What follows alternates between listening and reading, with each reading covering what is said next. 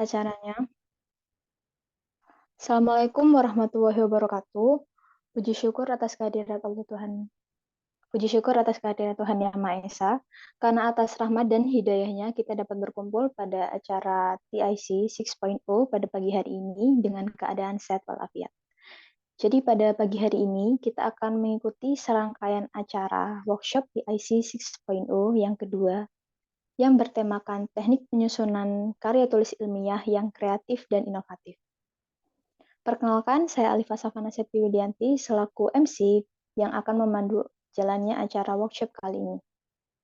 Sebelum kita lanjut ke acara berikutnya, izinkan saya untuk memaparkan susunan acara pada pagi hari ini. Acara yang pertama ialah pembukaan. Acara kedua, pengenalan pemateri. Acara yang ketiga ialah penyampaian materi dan tanya jawab oleh pemateri. Acara keempat ialah implementasi pemateri. Acara yang kelima ialah penutup. Memasuki acara yang pertama ialah pembukaan. Demi lancarnya acara pada pagi hari ini, alangkah baiknya kita awali dengan membaca doa. Berdoa sesuai agama dan kepercayaan masing-masing dipersilakan.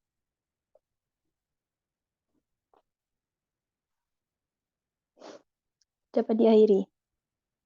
Baik, untuk acara selanjutnya ialah pengenalan pemateri.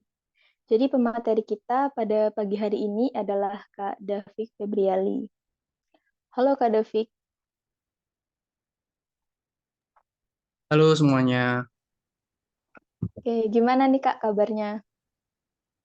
Sebentar ya, ini saya pindah device karena laptopnya error. Kabarnya baik. Oke, oke Kak. Oke, mungkin dari panitia bisa dipersilakan untuk share screen.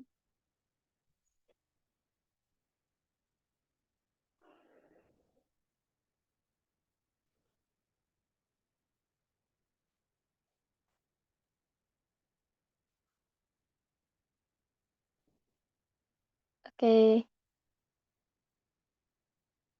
baik saya akan memperkenalkan sedikit ya tentang pemateri kita pada pagi hari ini. Jadi pemateri kita kali ini adalah Kak David Febrialisha.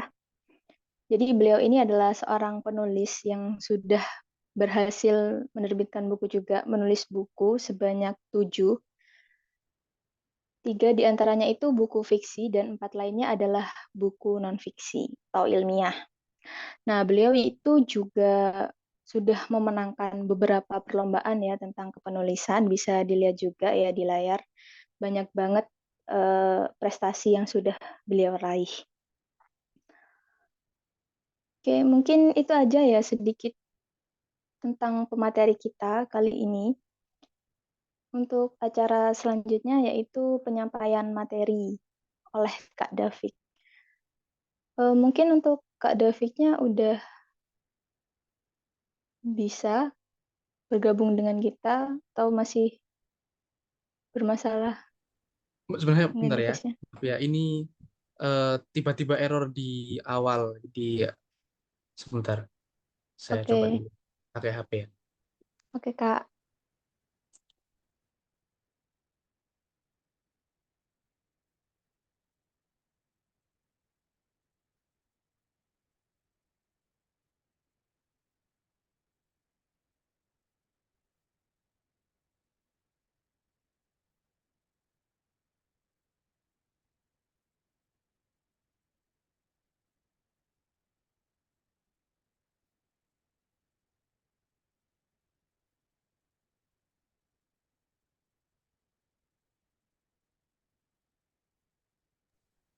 In progress.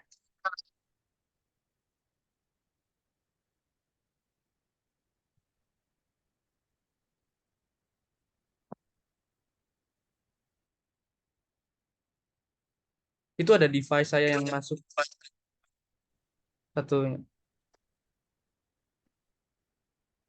Bentar. Tadi udah di ACC sama saya. Saya, saya.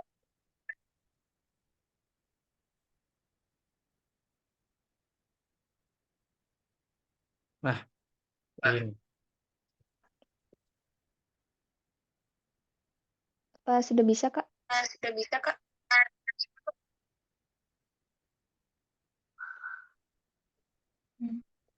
Oke.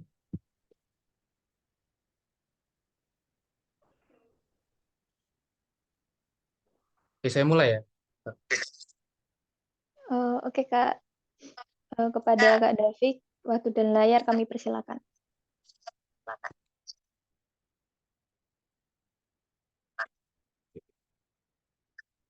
Oke. Assalamualaikum warahmatullahi wabarakatuh. Selamat pagi, salam sejahtera untuk kita semua. Sebelumnya saya terima kasih banyak ya kepada acara Teknologi Inovatif Challenge TIC Himatif Universitas Jember karena telah memberikan ya kesempatan lah ya kepada saya untuk berbagi pengalaman menulis karya ilmiah bagi kita semua. Perkenalkan, tadi saya sudah dikenalkan sama moderator. Saya David Febri Alisal dari Program Studi Ilmu Politik Angkatan 2022 Universitas Indonesia. Berdasarkan outline yang tadi dikirim oleh panitia, saya ingin sedikit berbagi pengalaman kecil ya dan mendasar juga terkait dengan perjalanan menulis ilmiah saya kepada teman-teman Fakultas Ilmu Komputer dari berbagai angkatan. Oke, langsung saja slide kedua. Oke, menentukan objek penelitian. Maaf ini saya sambil baca catatan slide-nya. Yang pertama, di sebelah kanan sendiri itu ada partikel-partikel dalam penelitian. Tapi sebelum kita bahas itu, sebenarnya apa sih itu penelitian?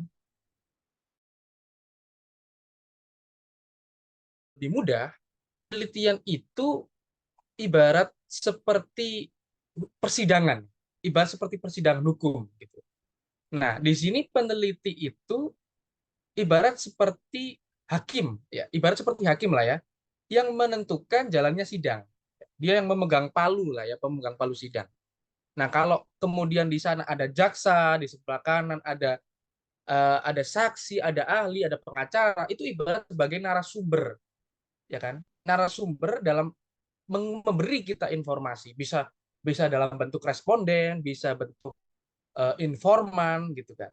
Dan dalam persidangan tentunya pastikan ada tersangka gitu. Ada tersangka. Tersangka itu ibarat kata adalah objek penelitian kita. Ya, objek penelitian kita. Sedangkan dalam hukum, dalam persidangan memerlukan yang namanya undang-undang, ya kan? KUHP lah, KUHAP itu. Nah, itu sebagai instrumen penelitian. Dalam penelitian itu ada namanya measurement. Measurement itu alat ukur untuk memahami data dan informasi, untuk memahami barang bukti, ya kan? Sebagai data dan informasi yang telah kita kumpulkan gitu. Ada juga namanya paradigma penelitian. Di situ juga disebut paradigma penelitian itu, oh di PPT tidak ada ya. Paradigma penelitian itu semacam cara pandang kita terhadap satu objek gitu. Ibarat kata dalam persidangan hukum itu adalah sistem sistem hukumnya. Ada misalnya kayak yang menggunakan eh, jurisprudensi hakim misalnya, atau menggunakan hukum positif misalnya. Jadi itu adalah metode penelitian, paradigma, ya kan? Nah, kemudian dalam persidangan ini sebenarnya apa sih yang dicari dalam persidangan ini? Persidangan ini mencari kebenaran. Sama juga dengan penelitian. Penelitian mencari kebenaran. Nah, tadi instrumen-instrumen tadi itu harus lengkap. Gitu. Dalam penelitian harus lengkap. Ada alat ukurnya, ada data-datanya, ada metode penelitian, dan juga ada paradigma. Itu harus lengkap. Sehingga penelitian kemudian bisa dijalankan secara ilmiah. Itu kunci daripada indikasi-indikasi keilmiahan. Tuh. Sebelum kita lebih jauh, mungkin untuk menentukan objek penelitian, kita perlu tahu bahwa dalam penelitian ada objek-objek, ada unsur ya, unsur dari yang paling kecil sampai yang terluas. Nah, yang paling kecil adalah konsep. Konsep itu semacam labeling abstrak ya. Kita terhadap suatu materi. Materi itu matter, apa yang bisa kita lihat. Misal kayak masyarakat sebagai orang yang hidup dalam satu letak geografis tertentu misalnya, atau birokrasi misalnya gitu kan, sebagai susunan eksekutif, itu kita kasih namanya konsep, penamaan, labeling. Atau juga peristiwa yang kemudian kita beri nama konsep, konseptualisasi, misalnya demonstrasi kayak kudeta kayak gitu kan ya, itu kita bisa beri nama. Nah, kemudian ide yang kita konseptualisasikan juga bisa, misalnya apa? Liberalisme, sosialisme. Nah, itu adalah bentuk konseptualisasi. Itulah yang dinamakan konsep, ya kan? Alias labeling terhadap satu peristiwa, bisa ide, materi. Tuh. Nah, kemudian di atas itu ada variabel. Variabel ini kumpulan konsep. Jadi, misal seperti ini ya. Gelas. Gelas itu konsep. Ada ya sepertinya kaca misalnya. Nah, kemudian dikasih nama gelas yang tidak tahan banting misalnya. Itu adalah variabel. Bukan soal kata sifat saja, tapi variabel juga. Dia membentuk satu rumusan nilai, membentuk satu variasi nilai yang penting diukur secara ilmiah. Nah, variabel ini, ya kan, misalnya contohnya kepuasan publik, ya kan, kepuasan dan publik itu adalah dua konsep yang berbeda. Tapi ketika kita gabungkan menjadi satu variasi kumpulan nilai, itu bisa menjadi variabel yang bisa diukur dan konkret. Nah, ini bentuk paling agak luar lah ya daripada penelitian. Kita harus memahami betul secara dasar bahwa ada konsep yang dikumpulkan menjadi variabel. Nah, kemudian setelah itu ada teori. Teori ini adalah hubungan antar variabel, hubungan korelasi, kausalitas antar variabel yang kemudian awalnya membentuk hipotesis, tapi kemudian dia dibuktikan secara empiris menjadi ilmiah, gitu, ya kan? Kemudian dia menjadi satu teori, gitu. Nah, misal contohnya apa kalau kalau teori itu? Misalnya pengaruh sistem pemilu, gitu, misalnya. Pengaruh sistem pemilu proporsional terhadap diversity partai politik misal di parlemen, misal ya. Di situ ada dua variabel misalnya. Pertama, sistem pemilu proporsional, dan kedua, keberagaman partai politik tadi yang saya sebut. Ada independent variable, ada dependent variable. Nah, ini nanti bisa diperdalam lagi sama teman-teman research lebih ulang. Tapi kita dalam penelitian perlu menentukan sebenarnya apa independent variable, apa variabel yang kemudian mempengaruhi penelitian teman-teman. Mempengaruhi variabel dependent. Dependent itu adalah variabel yang dipengaruhi oleh variabel independen. Jadi itu harus dipetakan betul-betul. Dan dalam topik penelitian kita atau topik substantif lah ya, namanya dalam karya ilmiah itu topik substantif. Ya. Itu mencakup pertanyaan penelitian. Jadi pertanyaan penelitian itu di atas. Pertanyaan penelitian di atas, kemudian dia menaungi daripada konsep-konsep variabel dan teori. Ide pertanyaan itu menaungi itu semua. Jadi yang kita perlukan dalam menulis karya ilmiah pertama adalah tentukan dulu idenya. Tentukan dulu topik substantifnya apa. Pertanyaan penelitiannya apa. Kemudian kita bisa dalam bahasa penelitian itu mengoperasionalisasikan penelitian dalam satu teori, kemudian variabel, kemudian konsep. penting. Nah, kita menentukan objek penelitian di sebelah kiri itu ada beberapa cara ya, cara klasik sebenarnya yang sering saya pakai ya dalam dalam melakukan penelitian, tapi juga saya kutip ini dari Lawrence Newman dalam bukunya Social Research Method, ya kan? Ya itu perlu teman baca. Nanti kalau misal butuh panitia bisa saya kasih Social Research Method. Nah, kata Lawrence Newman, ya kan? Objek penelitian itu adalah apa yang sedang kita teliti, ya. Masalah apa yang sedang kita teliti. Titik fokus penelitian daripada kita. Misal masyarakat modern, kekuasaan politik, ya kan, kemiskinan, sosial, pendidikan dan lain-lain itu tadi bisa menjadi variabel, bisa menjadi konsep dulu gitu. Tapi itu adalah objek apa yang kita teliti. Gitu.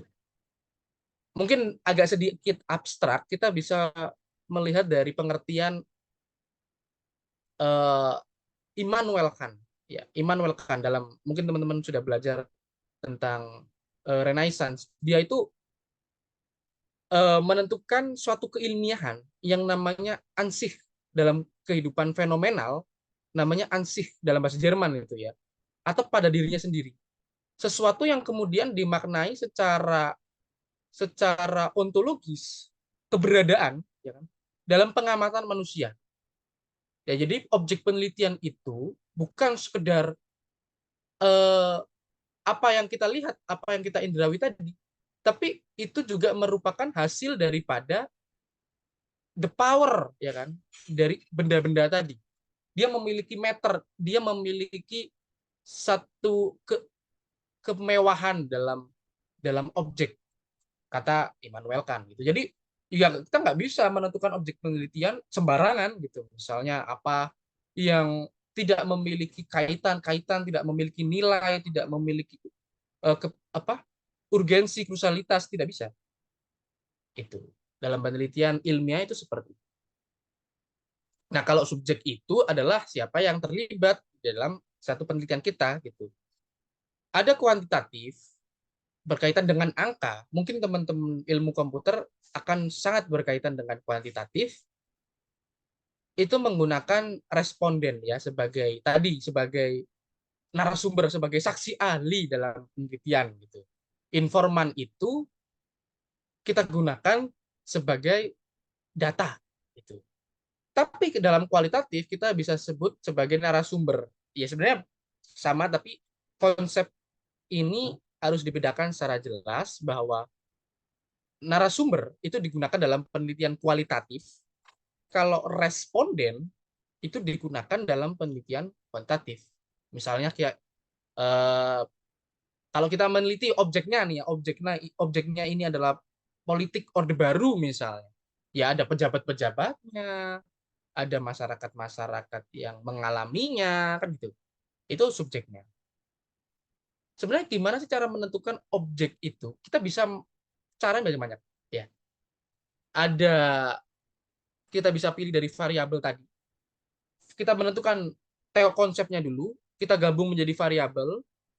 Nah, kita tentukan objek dari situ. Nah, itu pentingnya kita mengetahui nggak nggak nggak sporadis ya, nggak belonjat-belonjat gitu. Kita tentukan dulu teorinya apa, kita tentukan dulu konsepnya apa, kemudian kita bisa menentukan objeknya ini apa. Nah, kalau terkait cara klasik tadi yang saya sempat singgung, ada eksplorasi ide. Eksplorasi ide sebanyak mungkin, ya kan? Dengan turun lapangan. Kalau teman-teman suka turun lapangan, misal, dengan baca-baca buku, ya, diskusi, fokus discussion group, ya kan? Bisa kan? Itu cara penting untuk mengeksplorasi ide. Nah, kemudian hasil eksplorasi tadi kita pilih ya berdasarkan pertanyaan penelitian atau masalah-masalah yang kalian temukan yang menarik perhatian kalian. Ya. Pilihlah kemudian objek-objek yang dekat dengan penelitian teman-teman, dengan kehidupan teman-teman. yang berkaitan langsung, misalnya kayak masyarakat tempat tinggal Anda, pengalaman politik keluarga teman-teman, atau yang lain-lain gitu lah ya.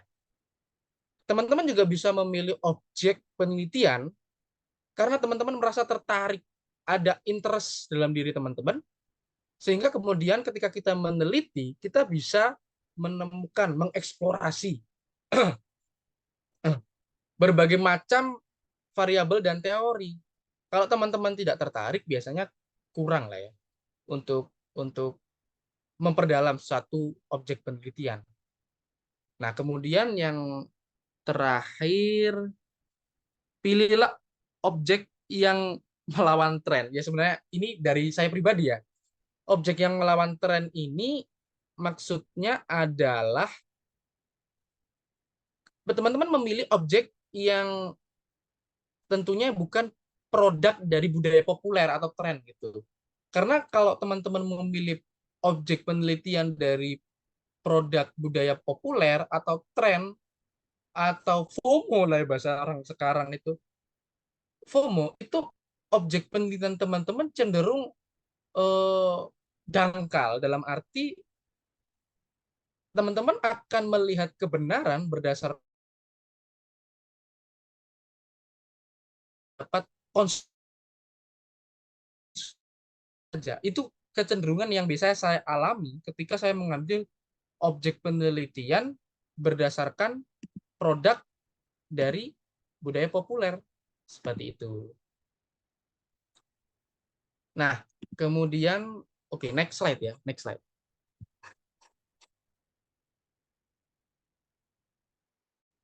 Oke, sudah di next slide? Belum ya? Oke. Nah, ini menentukan metodologi. Ini sebenarnya outline ini sebenarnya dikirim oleh tim panitia ya. Saya terima kasih betul kepada tim panitia sudah memberikan outline.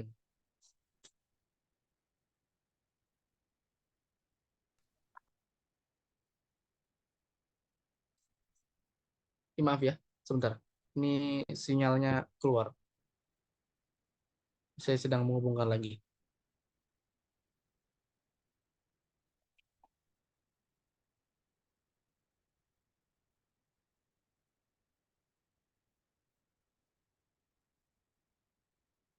Nah, ini teman-teman bisa kembali lagi ya. Sebenarnya apa suara saya dapat didengar? Maaf sebelumnya. Sudah, Kak. Sudah. Oke, maaf ya. Ini memang kendala jaringan ya. Oke, slide ketiga menentukan metodologi. Ya, pahami dan petakan objek dan subjek penelitian tadi. Teman-teman harus petakan subjek dan objek penelitian, ya kan? Dalam metode, dalam bab, dalam penelitian ilmiah itu kan ada bab penelitian, bab metode penelitian, ya kan? Metodologi, ya. Nah, itu teman-teman harus petakan betul eh, objek dan subjek penelitian teman-teman di situ. Ada bagian objek, sudah punya ya, subbab. Pertama jenis penelitian, ini teknis saja ya sebenarnya. Ada jenis penelitian, ada subjek dan objek penelitian, teknik pengumpulan data, ada teknik analisis data, itu harus lengkap dalam metode penelitian. Nah, kemudian yang nomor 2, signifikansi penelitian dan hasil penelitian terdahulu. Nah, pada subbab tujuan ya, dan manfaat penelitian dalam pendahuluan misalnya. Itu kan pendahuluan ya. Teman-teman harus menjelaskan signifikansi penelitian. Signifikansi penelitian ini apa sih sebenarnya signifikansi penelitian itu? Seberapa bermakna? Seberapa jauh penelitian Anda ini bermakna, ya kan? Terhadap dua hal. Terhadap ilmu pengetahuan pertama, ini disebut sebagai signifikansi penelitian, signifikansi ilmiah. Jadi seberapa bermakna penelitian teman-teman terhadap kajian ilmiah, terhadap pengetahuan, dan terhadap dunia praktis, signifikansi praktis. Nah, kemudian ada bagian literatur. Teman-teman ya harus memasukkan hasil penelitian terdahulu yang kurang lebih objeknya sama dengan objek penelitian teman-teman. Itu. Ya, ini terkait dengan continuity lah ya. keberlanjutan penelitian bahwa sebelum teman-teman meneliti objek A misalnya, ternyata sudah ada peneliti sebelumnya. Teman-teman tinggal sempurnakannya lagi gitu kan. Nah, dalam penelitian itu juga ada yang namanya paradigma inherent. Penelitian ilmiah itu ada paradigma inherent atau paradigma yang melekat dalam objek penelitian, dalam kasus penelitian yang teman-teman cari. Jadi, kalau teman-teman milih objek A, tendensi dia untuk memakai paradigma penelitian tertentu itu lebih tinggi, lebih mudah dijelaskan, lebih menarik dijelaskan, lebih komprehensif dijelaskan melalui paradigma tertentu dalam objek A misalnya. Tapi ketika dia dijelaskan oleh objek paradigma-paradigma yang lain, ya tidak lantas kemudian dia susah untuk dijelaskan, dia kemudian menjadi tidak enak dijelaskan. Ya enggak, tapi objek ini memiliki paradigma yang di dalamnya itu terkandung secara sendiri. Biasanya seperti itu yang bisa saya temukan lah ya. Ini kan tadi kan berdasarkan pengalaman dan apa namanya, apa yang sudah saya lakukan ya beberapa tahun ini.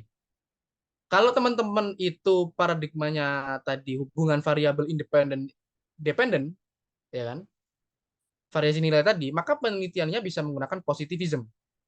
Nah, nanti bisa ditanyakan di sesi tanya jawab. Pokoknya intinya positivism itu adalah terkait dengan hukum universalitas, terkait dengan apa namanya, hukum sebab akibat, ya kan. Dalam positivisme itu ada bebas nilai gitu lah, tidak mengandung cara-cara makna-makna tertentu yang lebih dalam gitu daripada misal nomor 2 misal interpretivism. Ya ini berkaitan dengan sistem makna, ya sistem makna yang mendalam gitu. Kacamata penelitiannya bisa interpretivism atau dekonstruksi lah ya, dekonstruksi rekonstruksi, ya kan, yang berbau kritik, ya kan, yang berbau kritik yang kemudian ada solusinya gitu. Dekonstruksi itu adalah pembongkaran terhadap makna, kalau konstruksi itu adalah pembentukan makna. Rekonstruksi itu adalah pembentukan kembali makna yang telah dibongkar tadi. Itu biasanya dalam penelitian ilmiah yang berkaitan dengan sosial seperti itu biasanya. Ya kalau personal dan emosional ada paradigmanya. Paradigma postmodernisme. Itu nanti bisa teman-teman dalami. Tapi pokoknya saya memberitahu bahwa kalau penelitian teman-teman berbau personal dan emosional, misalnya apa ya, berkaitan dengan psikologi, berkaitan dengan pengalaman pribadi terhadap kejahatan misalnya, itu bisa menggunakan postmodernisme. Kalau penelitian teman-teman ini ke lapangan, ya, observasi aktif lah ya, kita bisa pakai penelitian kualitatif. Tapi kalau teman-teman suka yang non reaktif, misalnya, aduh saya nggak mau berhubungan nih sama orang-orang gitu misalnya, saya mau berhubungan dengan data, saya mau berhubungan dengan bukti-bukti gitu, saya tidak enggan lah ya berhubungan dengan manusia untuk mewawancarai atau apa gitu, atau turun lapangan gitu, bisa menggunakan penelitian tadi positivism, non reaktif. Subnya itu adalah non reaktif gitu, misalnya non reaktif itu kita meneliti tidak tidak tidak ikut juga dalam mobilitas subjek gitu. Jadi kita meneliti ya misal dari jurnal gitu, dari studi literatur, pakai data yang konkret, pakai survei ya kan. Dalam penelitian biasanya kuantitatif, biasanya gitu. Tapi juga bisa kualitatif untuk biasanya itu dipakai untuk tugas tugas akhir ya. Tugas akhir yang berkaitan dengan sekunder, data sekunder gitu. Nah, intinya gini pokoknya. Kalau penelitian kualitatif itu sifatnya historis. Ya, satu historis. Ya, kaitan dengan sesuatu yang sudah terjadi gitu. Bukan present. Ya, ada present sih ada. Tapi biasanya cenderung ke historis. Dan kemudian 2, cenderung ke komparatif, pembandingan. Jadi membandingkan antara paradigma data-data satu dengan data-data yang lain, triangulasi lah ya. Holistik juga termasuk dia very very particular terhadap tadi postmodernism. Itu very very particular. Tidak pasti juga itu. Tentatif lah ya. Kalau kalau kuantitatif itu lebih bersikap universalis lah ya. Jadi dia mengeneralisir sampel terhadap populasi gitu lah. Ilmunya pasti, ya kan? Dan beberapa menggunakan logika matematika. Sehingga ketika menggunakan logika matematika, dia menjadi value free. Itu. Bukan bukan bukan value, tidak tidak berkaitan dengan makna. Ya. Nah, bebas nilai itu intinya adalah kita mengasumsikan kalau penelitian atau kebenaran itu berdiri sendiri tanpa nilai dan makna yang melekat terhadapnya. Itu. Dalam penelitian ilmiah, kadang kita bisa bebas ilmiah atau Verstehen misalnya. Itu konsepnya Max Weber ya, salah satu sosiolog ya kan. Yang melihat bahwa kebenaran itu harus dipahami kalau dia didalami karena dia mengandung nilai yang perlu kita tadi deskonstruksi dan rekonstruksi tadi. Nah, terkait dengan apa itu interpretivism, postmodernism dan positivism itu bisa didalami nanti teman-teman di akhir lah ya. Nanti ada contoh karya ilmiah yang saya tunjukkan. Nah, next. Oke. Kesalahan ini penting ini. Kesalahan dalam penulisan ilmiah. Ya, kesalahan dalam penulisan ilmiah itu apa aja gitu. Ini outline yang menurut saya penting lah ya. Nah, kesalahan dalam penelitian ilmiah yang pertama adalah ini ya, bagian temuan penelitian itu cuma 30%, ya kan? Kemudian sisanya adalah junk science. Sisanya adalah ilmu-ilmu yang yang sebenarnya tidak ada relevansi dengan pertanyaan penelitian gitu. Dan tidak bermakna, maksudnya tidak tidak penting untuk dibahas gitu. Ya pembahasannya nggak terlalu penting ya. Sebenarnya teman-teman dalam menulis karya ilmiah itu 50%-nya itu harusnya adalah temuan penelitian, ya kan? 50% harus temuan penelitian dan sisanya itu metodenya, literaturnya, hipotesisnya. Ya karena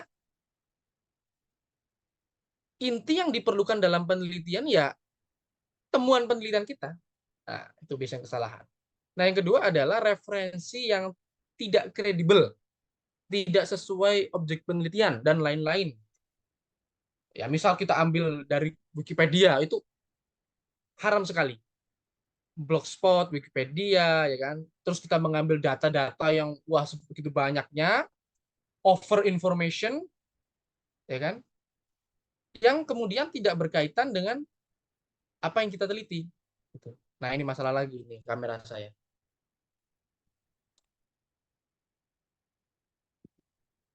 Nah, ini suara saya masih bisa didengar kan ya? Ada dua device. Masih bisa, Kak. Masih bisa, Kak. Oke. Nah, kemudian eh, yang nomor 3 adalah apa tadi? Fakta empiris dan interpretasi kita tidak proporsional dan komplementer. Proporsional itu tidak berimbang. Kalau komplementer itu tidak saling menyempurnakan, ya kan? Hasil temuan kita di lapangan dengan penafsiran kita, ya. Nah ini masuk lagi nih. Oke, maaf ya memang sinyalnya jelek. Nah, eh, hasil penelitian kita dengan penafsiran kita itu harus linear, harus lurus, saling melengkapi, ya kan? Kalau misal di lapangan itu ngomong, misalnya ya di lapangan itu ngomong A gitu ya, maka penafsirannya jangan terlalu jauh dari A. Gitu. Antara data dengan apa yang kita tafsirkan itu harus linear, harus dalam penelitian biasanya saya dulu itu masih ingat regresi linear itu harus linear gini. garisnya itu harus linear gini. Ya, dalam regresi misalnya. Itu penafsiran dan data kita. Kemudian ada tidak argumentatif. Ya, penjelasan kita biasanya terlalu deskriptif gitu ya. Itu tidak membawa pemikiran yang tajam dan cenderung ya membosankan tulisan kita gitu. Tadi misalnya narasumber saksi ahli tadi yang kita sebut di awal, itu tidak argumentatif. Ya kan, cenderung membosankan. Ya gimana sebagai hakim ya, jangankan hakim, orang yang menonton persidangan itu, audiens yang kita sasar ya dalam penelitian, ya nggak menarik bagi mereka. Itu kalau tidak argumentatif. Nah, yang kemudian adalah sporadis dan tidak teruntun.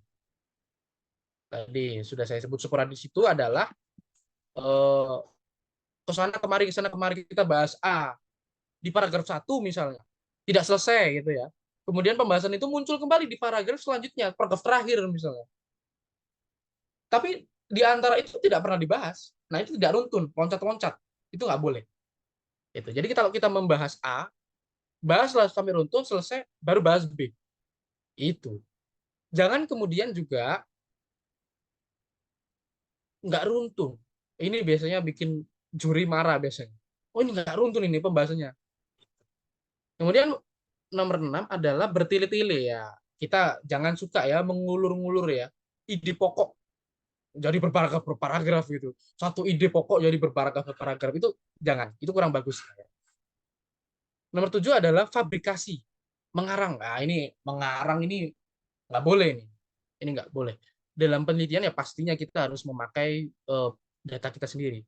Teman-teman pakai bukti penelitian, ya foto, misal wawancara, atau notulensi hasil survei, itu penting. Di lampiran, diingat-ingat ya, di lampiran itu harus dicantumkan. Itu sebagai bukti bahwa teman-teman tidak fabrikasi. Atau falsifikasi, memasukkan data. Nah ini, teman-teman kesel ini. Kok data yang saya tunjukkan, yang saya cari ini kok nggak sesuai sebenarnya sama hipotesis saya. Wah ini harus disesuaikan. Nah ini awal dari kekeliruan. Karena ini tidak etis. Apalagi dalam soal plagiasi lah ya. Ini haram hukumnya. Dalam misalnya kita, teman-teman, survei nih ya. Terus yang disurvei respondennya jawab ini ya, kita arahkan dia untuk menjawab sesuai dengan keinginan kita, yang itu namanya falsifikasi data gitu. Kalau plagiasi jelas apapun bentuknya, karena ini menghina integritas penelitian ilmiah gitu ya. Kadang meskipun kita tidak niat plagiat, tapi kita bisa kena plagiat gitu.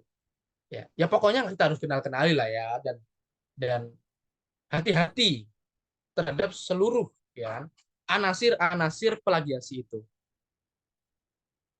Macam-macam lah ya. Nanti teman-teman bisa cari lebih dalam terhadap anasir-anasir plagiasi itu apa aja. Kemudian yang selanjutnya adalah kurang konkret. Nomor 10, kurang konkret. Ya, sebenarnya ini agak agak partikular juga. Kurang konkret untuk data konkret dan kurang abstrak untuk data yang abstrak. Misal ya, data yang kita kumpulkan itu abstrak gitu. Kayak dalam kualitatif, pendapat orang cenderung abstrak gitu kan. Dia kan kita tidak bisa menangkap hasil dari narasumber itu dalam satu simbol-simbol yang konkret, ya kan? Maka maka penelitian kita ya harus abstrak gitu. Jangan terlalu konkret. Juga begitu ketika penelitian kuantitatif. Misal kita teliti yang konkret, pola mobilitas misalnya ada kan pola mobilitas misal berapa orang dalam 1 jam gitu kan, atau tempat-tempat mana yang sering dijadikan tempat sumber mobilitas, ya kita harus data-datanya itu harus konkret. Jangan ketika penelitiannya abstrak datanya konkret, penelitiannya konkret datanya abstrak, jangan dibalik-balik seperti itu. Jadi kalau teman-teman mau meneliti satu penelitian yang dari awal memang abstrak, ya datanya harus abstrak. Jangan datanya kemudian konkret. Begitu juga sebaliknya.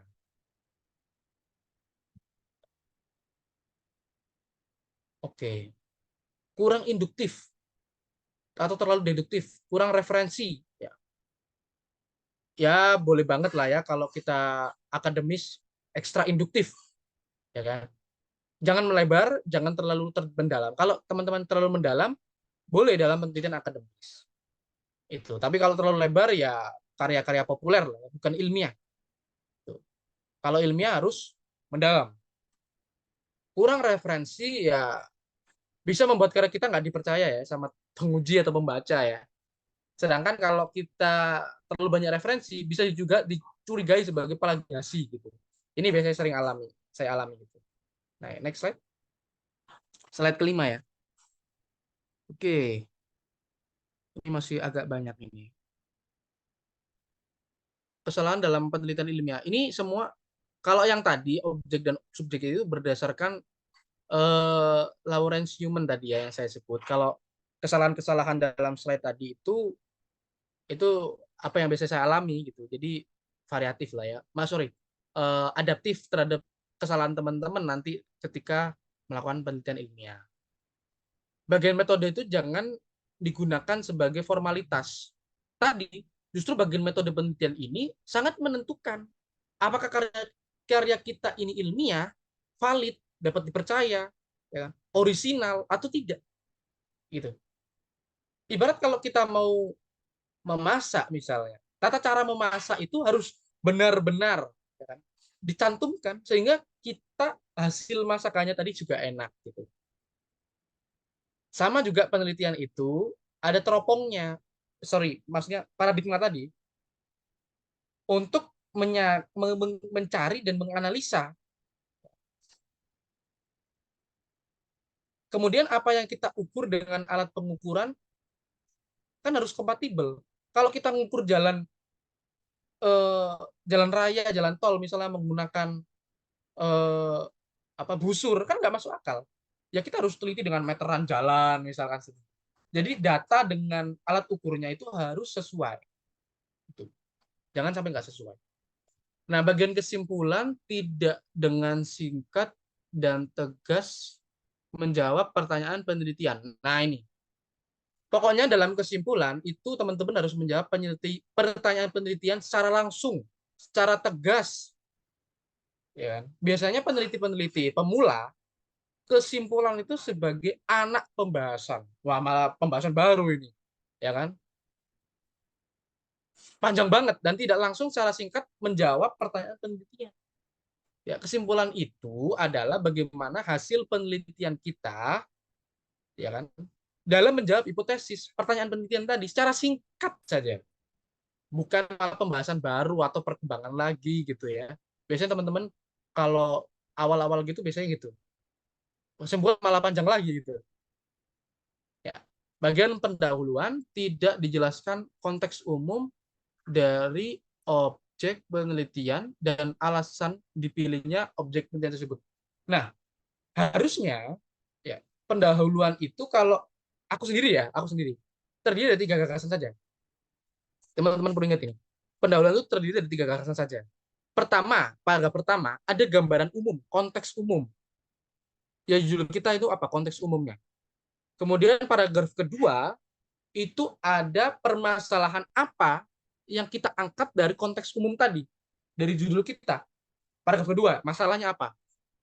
Misal kita neliti tentang pemilu, kata kasih paragraf awal itu pemilu itu gimana ya kan, pendahuluannya gimana, konteks umumnya gimana. Sudah. Paragraf kedua masalahnya apa? Nah, paragraf ketiga itu adalah hipotesis atau prasolusi lah ya. Jangan terlalu banyak gitu. Kalau kalau pendahuluan itu nggak boleh lebih dari 1 halaman itu. Nah, selanjutnya adalah daftar pustaka dan kutipan ini berantakan. Nah, daftar pustaka itu kan ada stylenya. Ada apa? APA ya kan? Sorry. Ada Harvard, ada Chicago, ada macam-macam. Itu harus konsisten, harus rapi. Karena itu adalah disiplin penulisan yang sangat penting menurut saya ya. Harus konsisten. Kalau pakai APA ya APA, kalau pakai Chicago ya Chicago, dan itu ada caranya sendiri, misal di bawah jorok 5 lah, macam-macam lah ya caranya. Itu bisa dipelajari teman-teman sendiri. Tapi harus penting konsisten dan rapi. Tuh. Oke, next slide.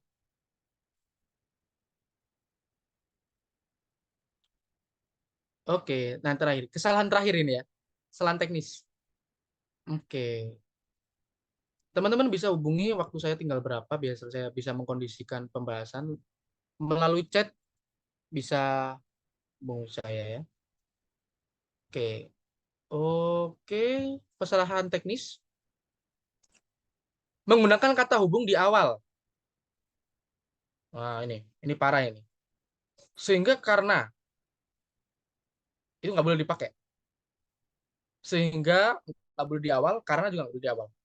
Saya ingat dulu guru waktu saya SMA itu mengatakan gini, kira-kira gini, haram hukumnya untuk menggunakan kata hubung intra kalimat seperti misal, yang, sehingga, padahal, gitu. Intra kalimat itu nggak boleh di awal. Kalau kita mau menggunakan antar hubung kalimat di awal, ya kita pakai kata hubung antar kalimat, bukan intra kalimat. Biasanya teman-teman keliru di situ. Ada kata hubung antar kalimat dan intra kalimat, tadi teman-teman dipelajari. Nah, di kata hubung awal itu jangan sampai memakai kata hubung intra kalimat. Itu biasanya teman-teman salah. Awal saya juga seperti itu, menggunakan kata sehingga padahal di awal kalimat. Itu nggak boleh. Nah, nomor dua adalah tidak menarik sebenarnya dari awal karya kita itu. Ya kan? Dari sejak paragraf awal ini sudah tidak menarik. Biasanya pembaca awam atau bahkan juri yang di mana lombanya itu besar, itu susah mencari atensi kalau misal paragraf awal sudah nggak menarik. Kalau di awal pendahuluan sudah menunjukkan karya kita membosankan, tidak penting, kurang argumentatif misalnya, ya kan? Ya yang baca ya pasti mengeluarkan prejudice negatif terhadap keseluruhan karya kita.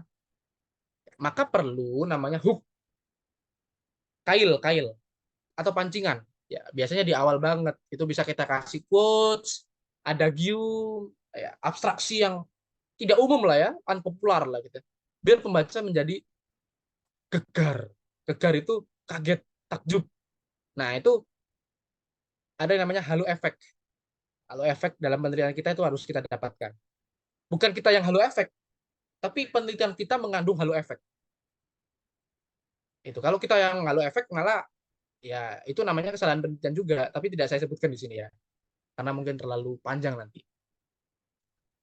Oke, nomor tiga, tidak ada kalimat penghubung ide pokok dalam tiap paragraf dan sekalian juga selanjutnya adalah tidak ada paragraf penghubung untuk dua paragraf yang kurang kronologis. Jadi teman-teman, kalau karya ilmiah itu bukan seperti rak makanan, ya kan? Isinya itu macam-macam, tidak berkaitan satu sama lain. Ada susu, ada roti, daging dan segala macam itu tidak berkaitan sama-sama satu sama lain gitu. Kecuali kalau dimasak gitu ya. Nah, karya itu semacam tembok ini. Artinya apa? Saling menguatkan. Dalamnya itu saling menguatkan, saling nyambung, saling runtun. Artinya apa? Tiap paragraf, 1, 2, 3, 4, 5, 6, ide pokok dalam paragraf itu, bahkan kalimat di dalam paragraf itu harus nyambung, harus saling menguatkan, runtun. Nah, karya ilmiah itu satu karya tulis yang integral. Jadi ilmiah itu juga jangan lupa integral, nyambung, bersatu, ya kan? Tidak terpisahkan. Nah, itu. Slide selanjutnya. Oke. Slide selanjutnya. Nah, ini. Outline ketiga yang diberikan oleh panitia adalah bagaimana cara menulis karya secara inovatif dan kreatif. Bagaimana sih karya ilmiah itu bisa kreatif dan inovatif? Nah, ini bisa saya bagikan sependek pengetahuan saya ya, sependek pengalaman saya karena saya juga biasanya sering dikritik terkait dengan inovasi dan kreativitas. Tapi cenderung saya baca dari karya teman-teman yang lain, saya dapat kesimpulan ya dari sini. Pertama, itu perbanyak karya ilmiah yang kalian tulis, perbanyak membaca. Ini absolut banget. Ya, soalnya untuk mengelola ide ya dibutuhkan ilmu pengetahuan. Ini saya tidak saya rasa tidak perlu saya jelaskan lebih lanjut karena membaca ini adalah keharusan mutlak ya bagi penulis. Tidak boleh tidak membaca. Bagaimana bagaimana teman-teman bisa eh, beli makanan kalau tidak punya uang kan gitu. Nah, uangnya itu adalah membaca.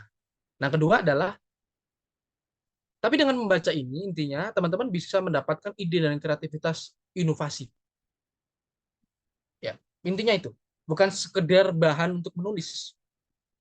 Semakin banyak teman-teman membaca, semakin banyak ide kreatif inovatif. Tapi juga ada paradoks juga mengatakan kalau terlalu banyak membaca ya originalitas kita berkurang.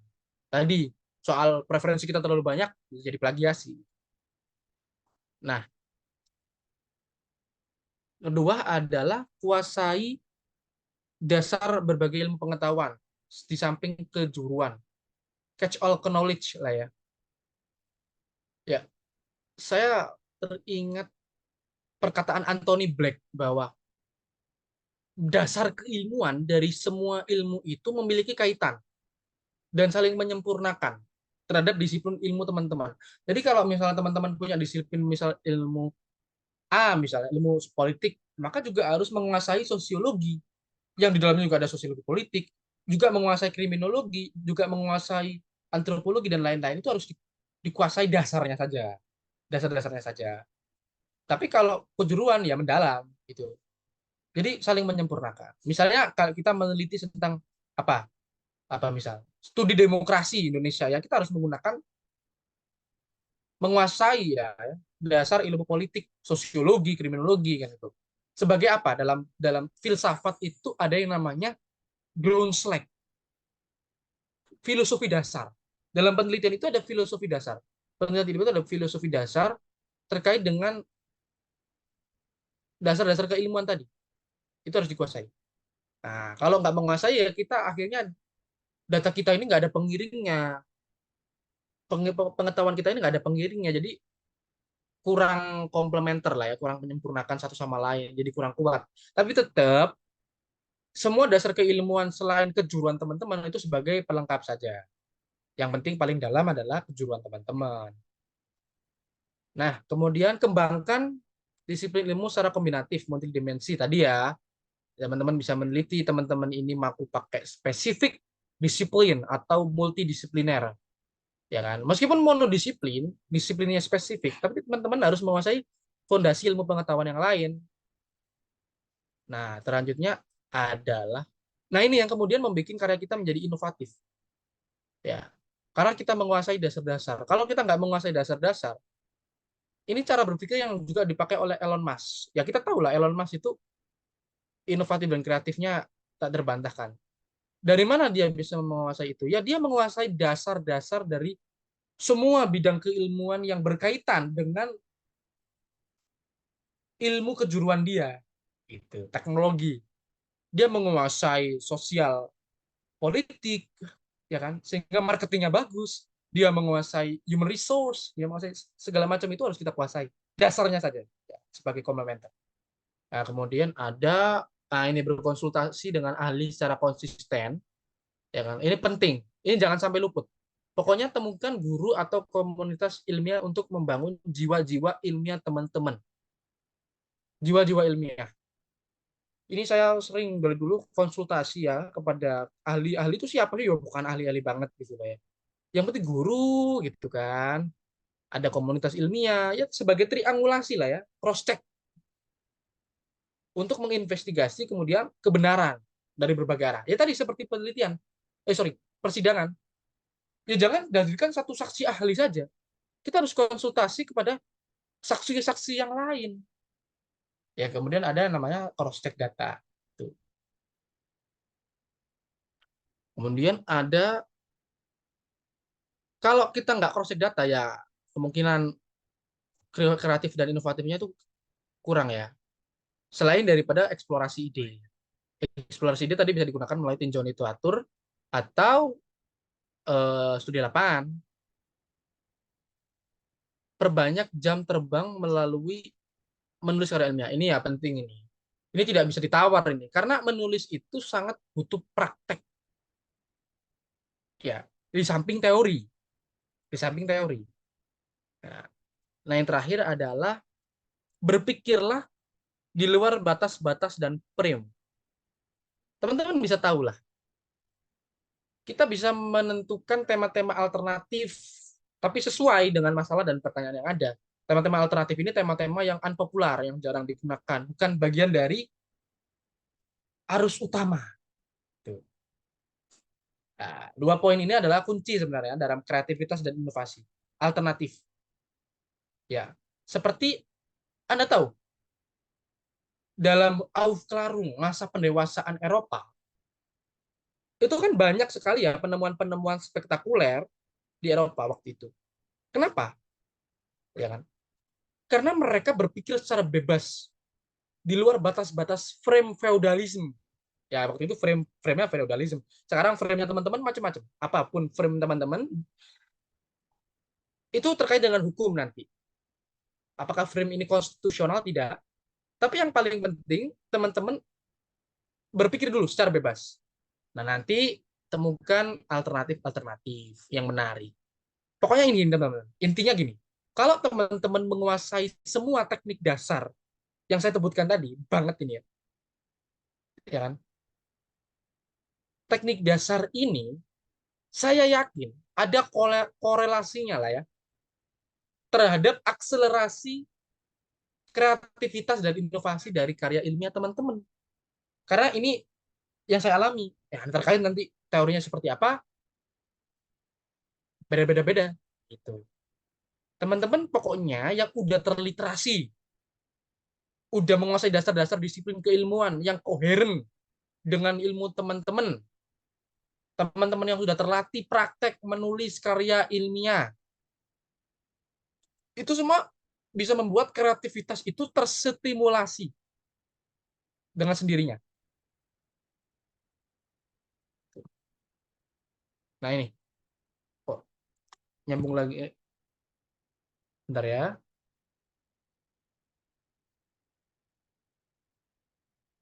Nah ini mungkin saya lanjutkan karena uh, bermasalah lagi. Kemudian ada slide ke-8. Oke, slide ke-8 apa tadi? Slide selanjutnya ya. Slide selanjutnya, teman-teman. Ide karya untuk juara. Nah, ini maaf ya, saya off cam aja ya dulu ya, biar dari tadi sinyalnya jelek dulu. Oke. Tapi suara saya masih bisa dengar kan ya? Masih, Kak. Masih, Kak. Oke. Semoga nggak bosen ya mendengarin, tapi ya nggak apa-apa bosen sih sebenarnya. Nah, ini mungkin karena waktu kita terbatas ya, atau kurang berapa. Saya sedikit lebih cepat. Ya, ini gimana sih? Oke, bentar ya. Nah, ini apa sih ide yang berpotensi juara? Ada lagi-lagi ini adalah soal soal apa namanya? Soal pengalaman saya. Yang pertama, akademis. Ide dan karya teman-teman ya harus akademis karena itu menunjukkan proporsi penelitian yang serius, ya kan? Juga cenderung valid ya meskipun tidak 100% valid gitu ya. Valid itu adalah keabsahan. Keabsahan itu adalah bahwa apa yang teman-teman temukan itu mendekati dengan kebenaran. Dan juga termasuk karya ilmiah teman-teman itu harus urgentif. Urgentif itu istilah yang saya sebutkan sebagai penting. Kalau teman-teman karya ilmiahnya tidak membahas sesuatu yang penting atau relevansinya dengan perkembangan kontemporer, ya kemungkinan untuk juara agak kurang lah ya. Kemudian ini berbeda dengan karya ilmiah populer. Sorry, karya populer. Kemudian yang kedua adalah apa ini? Partikular. Kenapa? Karena skop kajian yang sempit, yang mendalam itu memberikan kefokusan penelitian. Sehingga ide kita itu cenderung otentik. Maksudnya partikular itu apa sih? Partikular itu adalah ranah dan objek yang kita pilih itu sangat spesifik ranahnya. Ya, sehingga kajian skop kita itu fokus gitu. Nah, yang ketiga adalah solutif atau krusial tadi sudah saya sebutkan. Judul yang solutif dapat memperlihatkan kemampuan teman-teman memahami dan memecahkan masalah. Apalagi kalau karyanya ini juga solutif gitu. Ya namanya orang ya kan, pasti butuh solusi dari permasalahan yang mendesak gitu. Permasalahan yang waduh kontemporer nih. Kita butuh solusi melalui penelitian teman-teman. Kebijakan juga bisa, ya kan? Kebijakan bisa diambil dari penelitian. Ada namanya penelitian untuk kebijakan. Tapi ini fokus ke ilmiah saja ya. Nah, terakhir kok terakhir? Nah, selanjutnya adalah diawali dengan apa ini? Hipotesis yang kuat, praduga yang kuat. Meskipun saat proses pengumpulan data kita harus menghilangkan prasangka dulu, ya kan? Tetapi hipotesis yang sudah teman-teman bangun, yang sudah teman-teman lemparkan, ya harus meyakinkan. Praduganya harus meyakinkan, asumsinya harus meyakinkan, ya kan? Kalau kemudian praduganya ini loyo lah ya, cenderung cenderung tidak kuat gitu, maka penelitian teman-teman ini kurang kurang apa ya, kurang ditarik, kurang menarik, sorry, gitu. Kemudian ada filosofis dekonstruktif. Ini opsional kalau peneliti adalah teman-teman peneliti sosial, ya itu biasanya dipakai oleh orang-orang postmodern, ya kan? Postmodern ya sukanya kritis-kritis lah ya, sukanya filosofis-filosofis gitu. Itu bisa sangat menarik kalau teman-teman meneliti dalam penelitian sosial. Kemudian ada ini apa? Tidak memaksimalkan, tidak memaksakan, sorry, tidak memaksakan ide yang tidak berhubungan dari masing-masing variabel. Kalau antar variabel tidak berhubungan, maka jangan dipaksakan, ya kan? Menjadi ide gitu kan, jangan. Kalau variabel nggak berhubungan, jangan. Jadi kalau antara yang dipengaruhi dan mempengaruhi itu sudah dari awal tidak tidak terlihat korelasinya, gitu. Itu bisa dicek nanti. Kalau kualitatif bisa dicek, ya kan? Dia analisis regresi misalnya, analisis regresi linear, univariat misalnya, macam-macam. Kalau kualitatif cenderung lebih susah lagi, lebih kompleks. Terus yang ketiga adalah kesan tendensius, memiliki kesan tendensius. Dari karya ilmiah yang biasanya juara itu memiliki kesan tendensius. Kalau katanya Jacques Derrida, ya salah satu ahli sastra dari saya lupa dari tempatnya dari mana, tidak ada dia mengatakan begini, tidak ada perkataan atau pengetahuan yang netral atau bebas nilai. Sekuat apapun kita mengatakan itu bebas nilai, itu nggak ada, kata Derrida gitu. Jadi kalau kita memiliki kesan tendensius dalam karya ilmiah, ya kita bisa cenderung juara. Artinya tendensius itu punya paradigma, punya argumentasi yang kuat banget. Pendiriannya, stance-nya dalam debat itu misalnya, stance-nya itu kuat banget.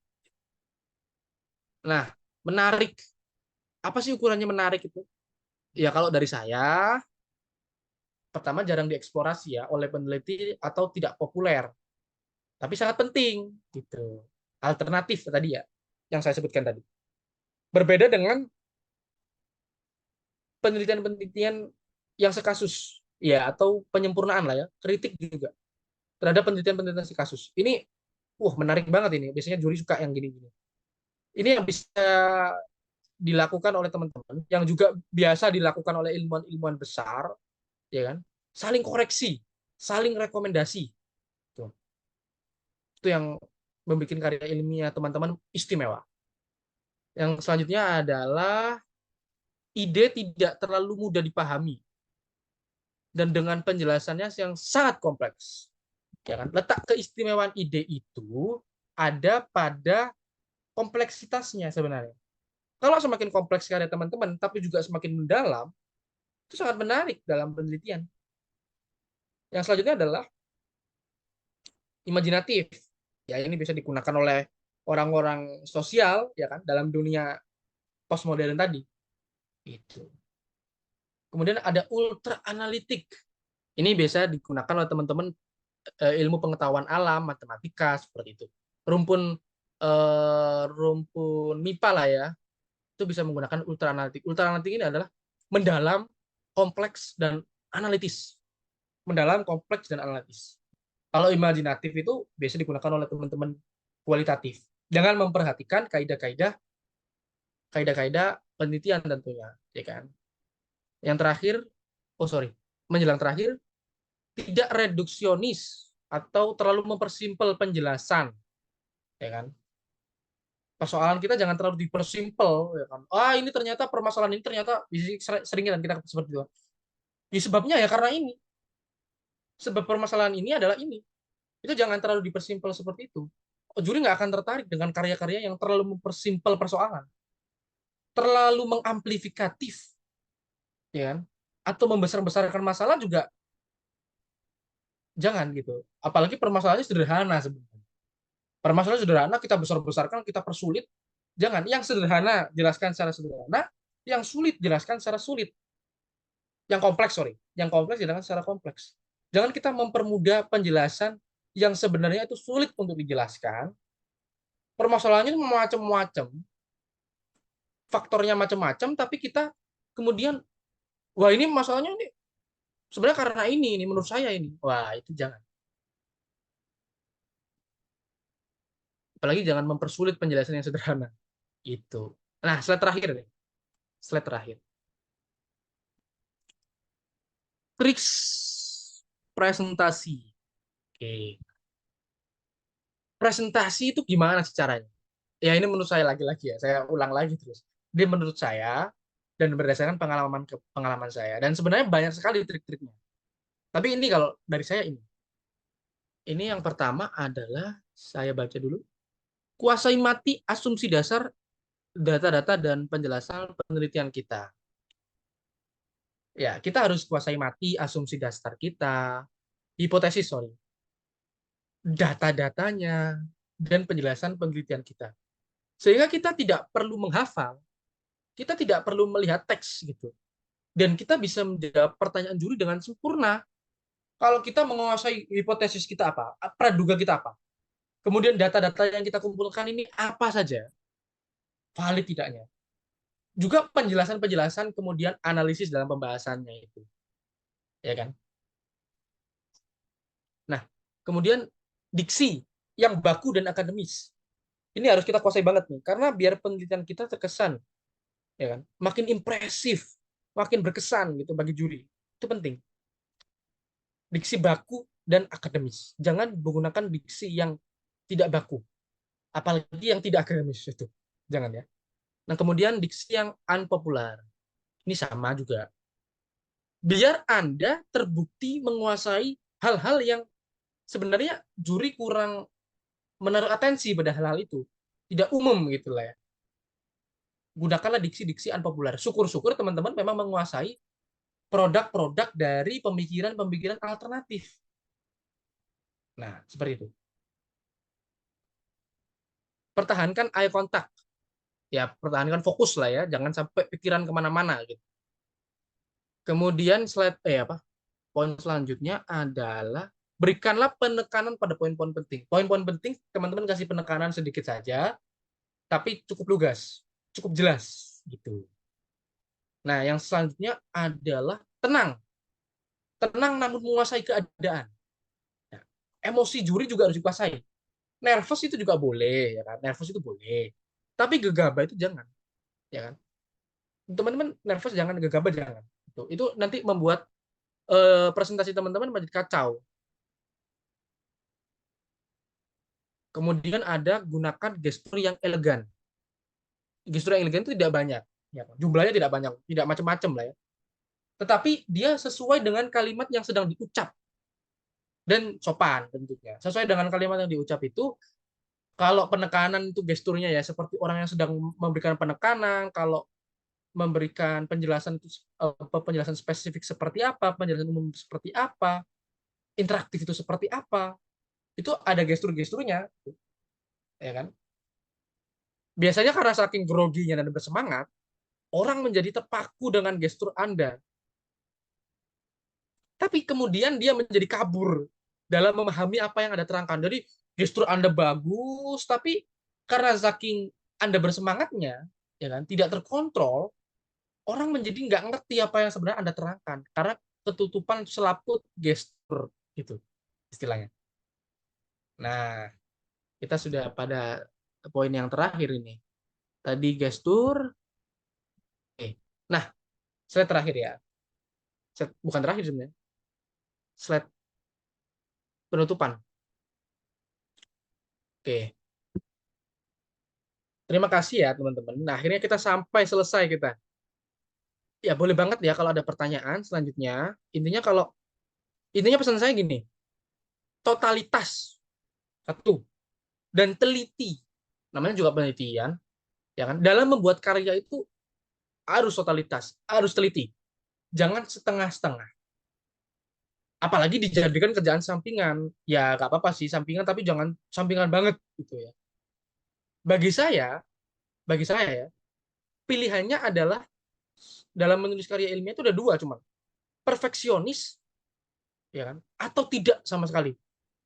Kalau saya membuat karya, perfeksionis atau sekalian tidak berkarya sama sekali. Terkait nanti karya kita dibaca oleh orang lain itu perfect atau tidak, itu nanti kita nggak bisa apa namanya prediksi itu kan. Tapi yang penting kita adalah totalitas dalam membuat karya. Nah, itu prinsip dan nilai yang saya pegang. Begitu teman-teman. Oke, terima kasih. Saya kembalikan ke MC sembari saya kembalikan device saya ya. Terima kasih. Oke, terima kasih sebelumnya pada Kak Davik Febriali atas materi-materi yang sudah disampaikan. Untuk sesi acara selanjutnya ialah sesi tanya jawab. Kepada peserta yang ingin bertanya, dipersilahkan untuk raise hand terlebih dahulu, lalu saya persilahkan untuk on mic. Atau bisa juga untuk menuliskan pertanyaannya di kolom chat Zoom dengan format hashtag #tanya_pertanyaan.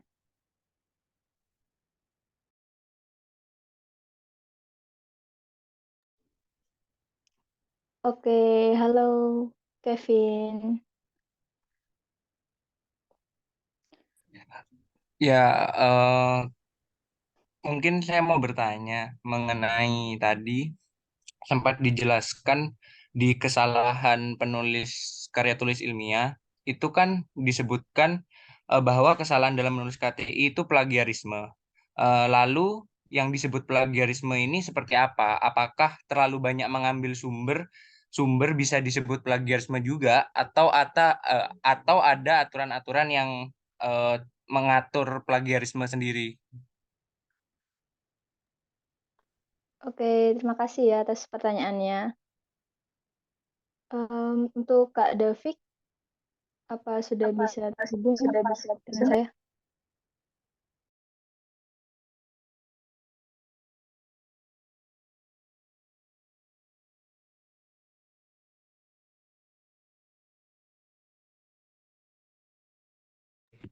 Nah, ini sudah masuk lagi ya device saya. Oh iya, tadi sudah mendengar pertanyaannya apa belum, Kak? Sudah. Tadi saya dengar. Oke. Nah, gini. Eh terkait dengan peraturan bakunya, jadi gini, referensi yang kita gunakan itu, yang pertama tadi kan harus relevan. Kalau nggak relevan, kita cenderung banyak sekali referensi yang kalau kita cek di Turnitin, ya misalnya kita pakai Turnitin aja ya misalnya, itu tingkat plagiarisme tinggi. Plagiarisme itu adalah ketika kita mengutip karya orang lain tanpa mencantumkan sumbernya. Terus kemudian tidak diparafrase. Apapun yang kita ambil, maupun kutipan langsung, tidak langsung, ya kan? Itu harus diparafrase. Tapi kalau kutipannya langsung yang berkaitan dengan dialog ya, misal eh, ini nggak bisa dirubah banget nih, ya harus itu apa namanya, jangan diparafrase. Tapi kalau kutipannya tidak langsung, itu harus diparafrase. Sehingga ketika kita cantumkan sumbernya dalam footnote atau body text, itu tidak menjadi plagiasi. Itu. Nah, plagiasi itu sebenarnya kalau biasanya saya alami itu saya sudah parafrase ini, tapi saya sudah cantumkan sumber ini. Kok kemudian ketika saya dianggap plagiasi gitu? Karena ada satu teknik yang biasa dalam metodologi itu sebagai tadi saya lupa sebutkan, kesalahan fatal dalam metodologi adalah kompilasi. Kompilasi itu adalah ya teman-teman biasanya dilihat di YouTube lah ya, kompilasi lagu-lagu gitu ya. Kompilasi lagu-lagu itu adalah kumpulan daripada lagu-lagu. Nah, ini nggak boleh. Karena dalam metodologi apa namanya menaruh kayak clipping gitu ya, dari sumber ini kita taruh di paragraf kalimat pertama, sumber ini di paragraf kedua, sumber tanpa penulisan asli orisinal dari kita, ya kan? Itu akan membuat karya ini menjadi plagiasi gitu. Jadi sumber itu digunakan untuk memperkuat argumentasi kita. Nah, kalau yang digunakan dalam penelitian itu sumber-sumber semua tanpa ada argumentasinya, ya itu namanya kompilasi. Teman-teman cuma nempel karya orang lain, ya kan, istilahnya apa namanya, dalam masak misalnya, kayak analogi saja biar lebih mudah. Kita ambil kangkung misalnya sebagai sumber A, ini garam, ini gula, kemudian kita gabung tanpa kemudian membersihkannya. Membersihkannya itu adalah parafrase misalnya. Terus kemudian kita tidak memotong-motongnya, ya kan? Sehingga ketika kita gabung ya nggak bisa kita masak menjadi masakan yang enak. Jadi karya teman-teman menjadi kayak misal paragraf pertama itu kumpulan dari eh, clipping lah ya istilahnya, clipping dari orang-orang sumber-sumber dari buku ini. Ya memang itu bagus, nggak bagus sebenarnya. Tapi kita sering melakukan itu ketika kita nggak punya argumentasi. Itu. Jadi dalam satu paragraf ada argumentasi, ada sumber. Jangan sumber semua. Nah, pokoknya kompilasi itu the other side of plagiarism. Itu. Oke, selanjutnya apa? Apakah menjawab? Boleh ditanggapi dulu ya. Boleh. Ya, menjawab, Mas. Terima kasih. Oke, sama-sama. Oke, terima kasih Kevin. Untuk teman-teman selanjutnya mungkin ada pertanyaan lagi.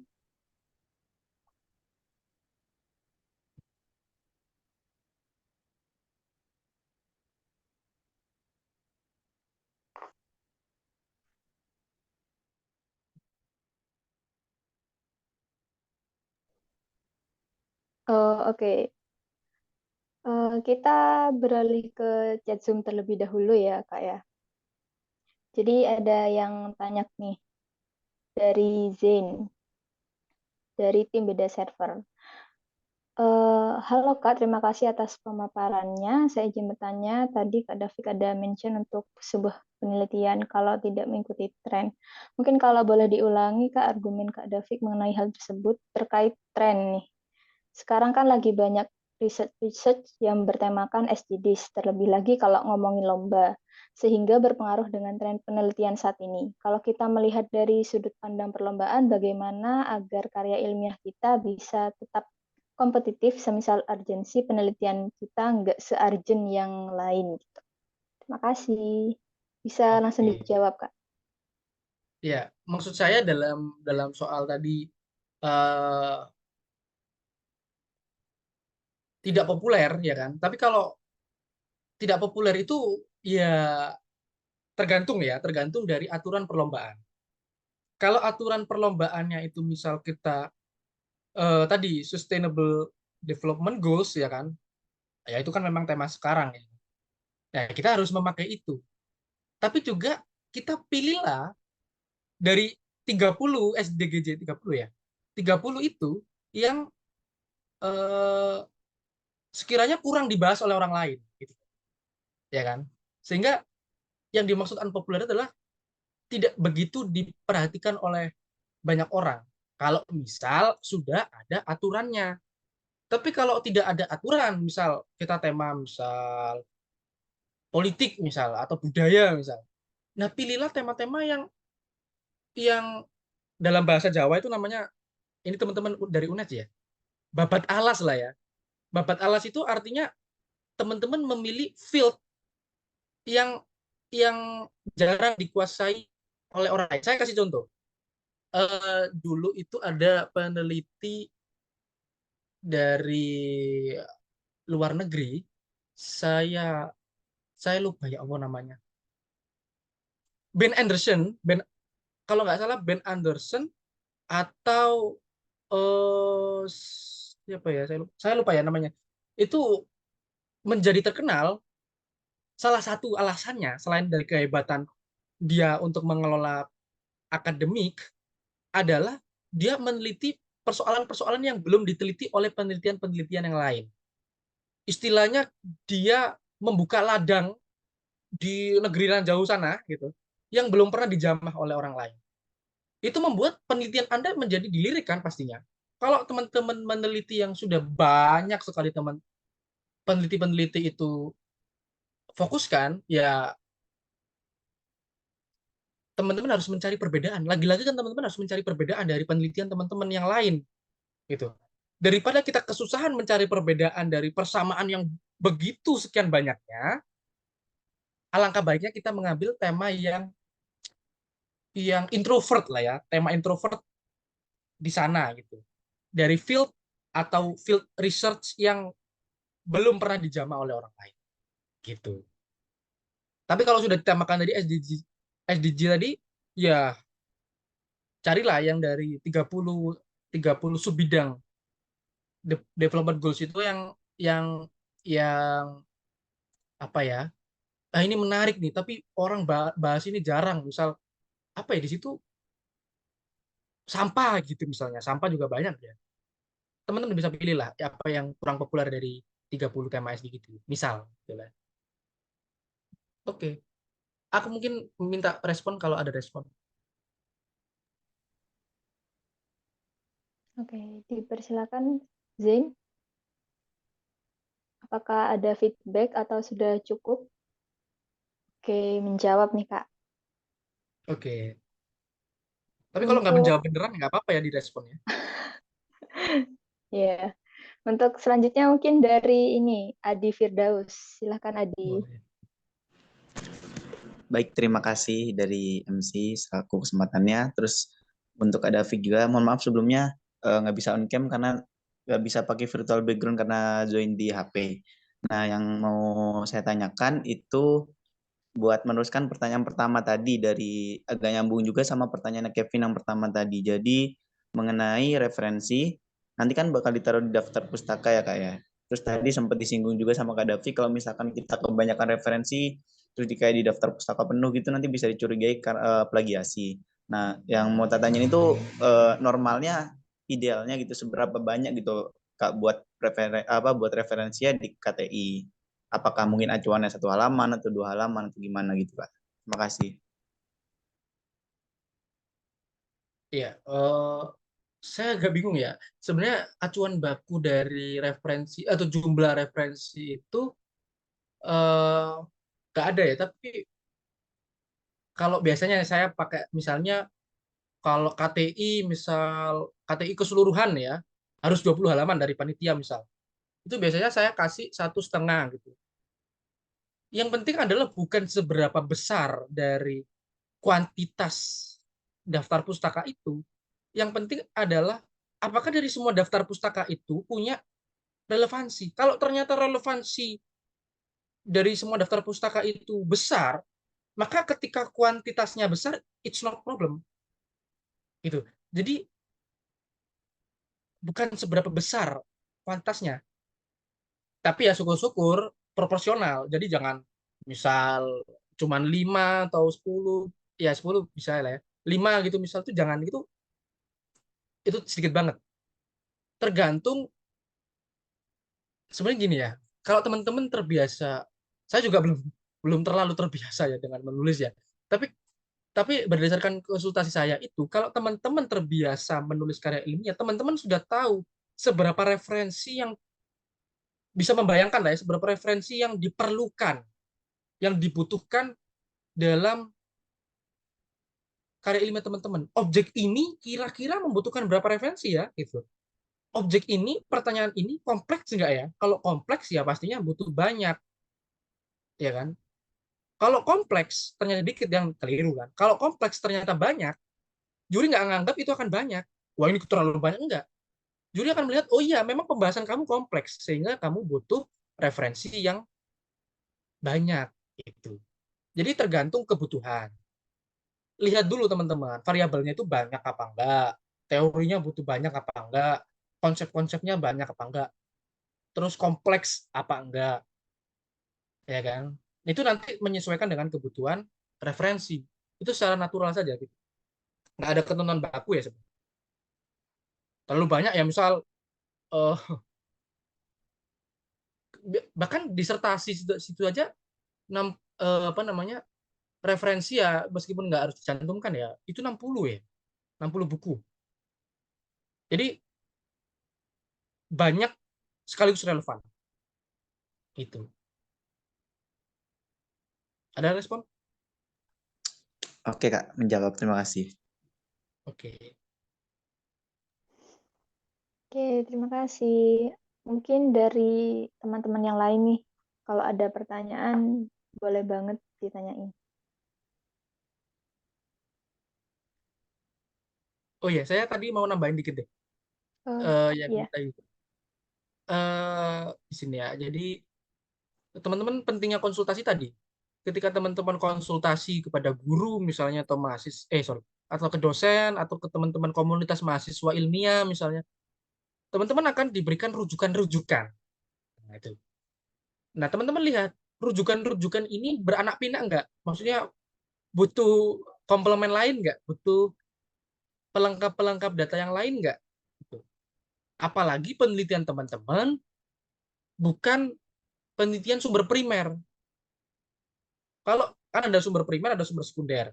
Kalau sumber primer, teman-teman langsung meneliti, memakai data langsung yang dipakai oleh teman-teman. Tapi kalau sumber sekunder, teman-teman memakai data yang sudah dikumpulkan oleh orang lain. Artinya di situ ada studi literatur, ada data BPS misalnya, ada apa misalnya, penelitian orang lain, penelitian kedua, teman-teman menjadi tangan kedua. Nah itu biasanya studi sekunder ini yang butuh banyak. Kalau primer, nggak terlalu banyak butuh, karena ini langsung teman-teman peroleh langsung dari lapangan, eksperimen, survei, teman-teman bukan sebagai tangan kedua. Itu ya kuncinya. Kalian harus mengetahui ini studinya, literaturnya ini, ini studi menggunakan data primer atau data sekunder. Itu. Oke, terima Oke. kasih Kak atas tambahannya. Mungkin karena nggak ada pertanyaan lagi dan sudah cukup jelas sepertinya ya penyampaian materinya, kita langsung lanjut ke acara selanjutnya, yaitu implementasi materi. Kepada Kak David dipersilahkan untuk menjelaskan implementasi terkait teknik penulisan. Nah, boleh di share screen ya?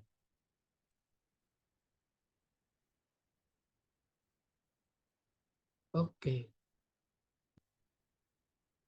Ini karya penelitian saya dengan kolega-kolega saya dulu lah ya. Tahun berapa ini ya? Nah ini, ada judulnya tuh. Arek Gisik. Nah ini penelitian antropologi sebenarnya. Melestarikan tradisi Bali sebagai manifestasi karakter gotong royong di pesisir Pasuruan. Nah judul ini nggak boleh lebih dari 15 kata ya. Judul nggak boleh lebih dari 15 kata. Terus juga mencakup pertanyaan, mencakup eh, hal penting, variabel-variabel tadi dalam judul. Dimensi waktu dan dimensi tempat. Itu penting. Tapi kalau dimensi waktu dan dimensi tempat itu menyesuaikan juga ya. Tapi kalau ada itu lebih baik. Oke. Tuh, next. Ini cuma teknis aja ya. Nah, ini ada lembar pengesahan. Oke, lanjut. Kata pengantar, ada daftar isi.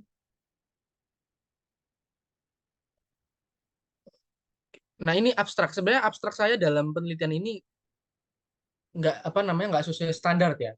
Karena abstrak itu harusnya satu halaman. Satu halaman. Tapi kenapa nggak tahu waktu itu panitia nyuruhnya spasinya 1,5 kalau nggak salah itu. Jadi sehingga nggak sampai lebih dari satu halaman. Seharusnya abstrak itu nggak boleh lebih dari 1 halaman. Maksudnya ketika abstrak itu ditulis, dia nggak boleh di tengah-tengah halaman kemudian terpisah menjadi 2 halaman. Bukan soal banyaknya saja, tapi dia harus tertulis dalam 1 halaman, dalam halaman yang satu lah ya. Itu. Oke, next. Nggak boleh dipisah. Nah, ini kan terpisah ini. Nah, ini ada 2 tuh. Terpisah. Harusnya ada 1. Caranya ada minimal kata, jangan banyak-banyak, terus spasinya didikitin gitu. Tapi waktu itu ketentuannya 1,5 jadi ya saya ikutin aja gitu. Oke, next. Nah, ini latar belakang. Nah, ini sudah terlihat ini. Dalam paragraf pertama, ini tidak ada hooknya ini. Ya, yang karya ini tidak ada hooknya. Nah, itu harus ada paragraf umum, menjelaskan tentang hal umum. Lah, ya, tadi yang sudah saya sebutkan. Nah, secara struktural, paragraf kedua dan paragraf ketiga itu masalah. Masalah yang diangkat dari paragraf pertama itu apa? Gitu. Oke. Nomor 3, selanjutnya. Nah, baru ini kan nggak harus paragraf kedua ya, bagian lah ya, saya anggap bagian karena ini paragrafnya juga banyak ini. Nah, paragraf terakhir. Nah ini, berdasarkan krusalitas di atas, ini penelitian tujuan penelitian.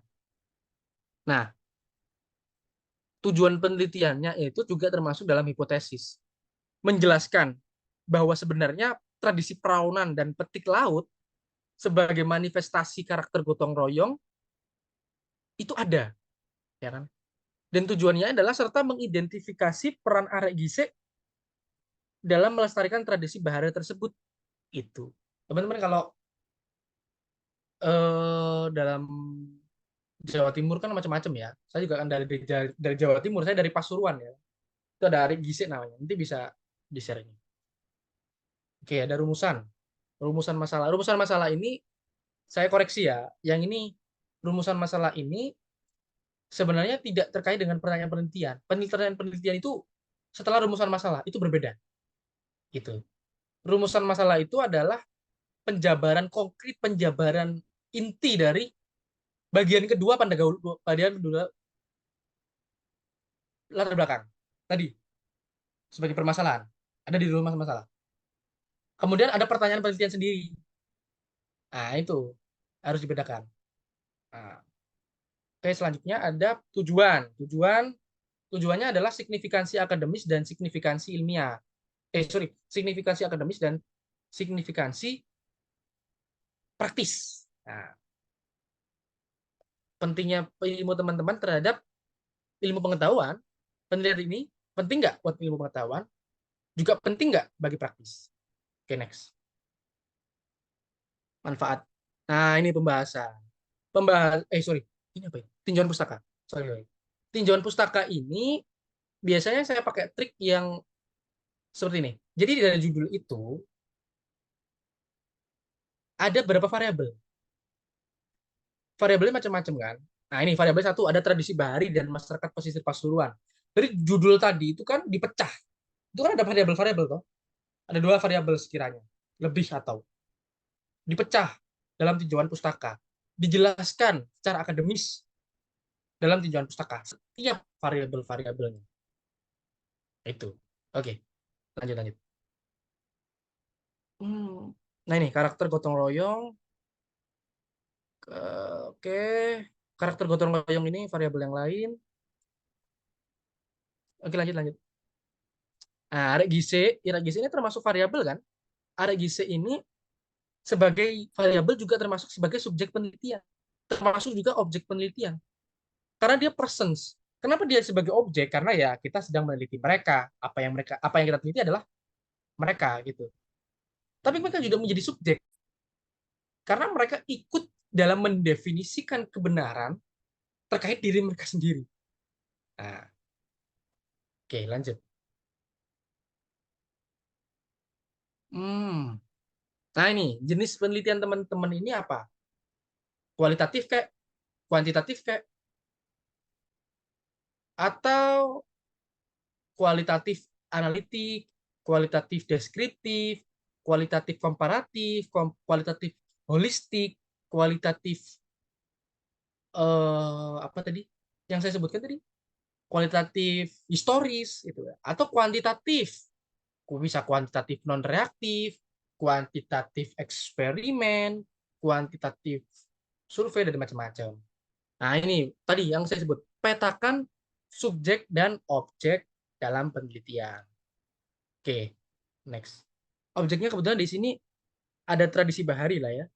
Objek yang paling umum ya. Tradisi bahari dari Pesuruan dan peran arek gisik. Subjeknya adalah narasumber.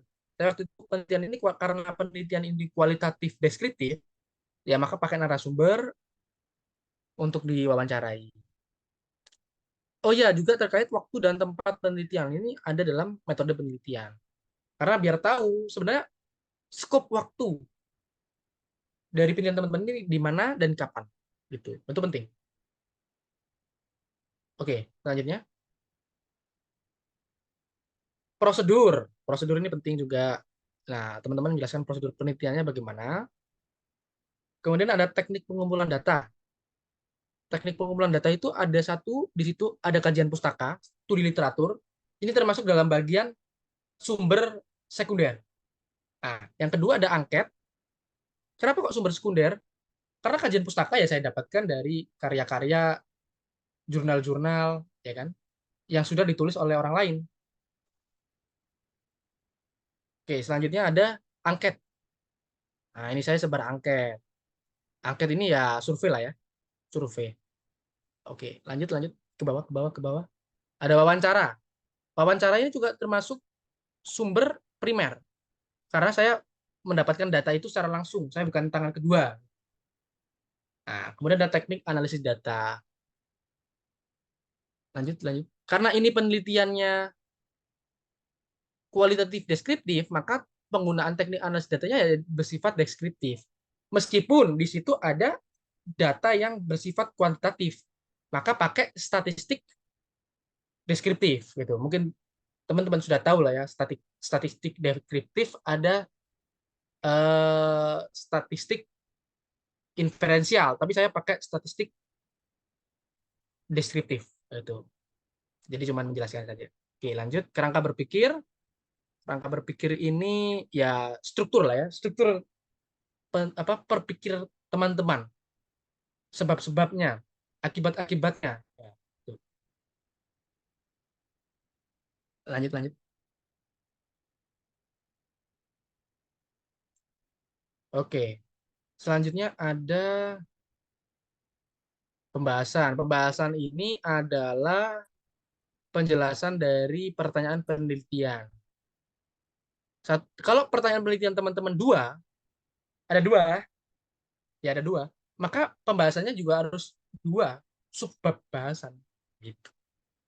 Jadi jangan sampai pertanyaan penelitian nggak terjawab dalam pembahasan. Dalam pembahasan ini adalah hasil dari teman-teman penelitian untuk menjawab pertanyaan penelitian. Sehingga ketika yang dibahas bukan pertanyaan penelitian, maka datanya ini menjawab apa dong? Kan gitu. Maka data ini difungsikan untuk menjawab pertanyaan penelitian dalam subbab pembahasan. Itu. Oke, langsung next. Ini saya pakai footnote, ya kan? Di situ ada footnote. Karena saya suka pakai footnote. Teman-teman juga kalau mau praktis juga pakai body note. Oke, itu pembahasan semua ya. Itu ada banyak-banyak sekali eh, apa namanya pertanyaan-pertanyaan penelitian yang dijawab melalui wawancara gitu dan studi literatur.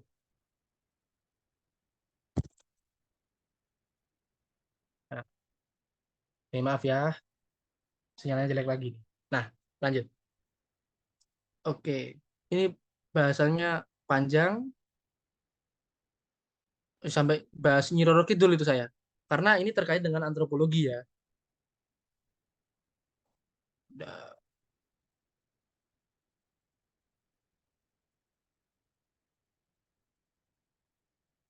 Wah, itu. Nanti kalau teman-teman ada yang ditanyakan dari apa namanya Ini atau terkait substansi juga boleh. Wah, terserah lah. Oke. Ini sebentar. Ini dalam penelitian itu salah satu hasil dari eh, pengumpulan data dan analisisnya ada dalam ini. Pertama misalnya, dalam paragraf ini. 83 responden menyatakan mengetahui tradisi lokal Praonan.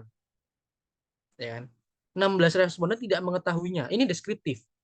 Nah, responden ini siapa? Nah, ini dijelaskan dalam apa namanya? Metode penelitian tadi. Responden ini terkait dengan pemudanya siapa, orangnya, umurnya berapa, kategorinya siapa gitu. Sampel lah ya istilahnya. Tapi saya waktu itu belum terlalu mengetahui betul waktu penelitian. Oke, lanjut.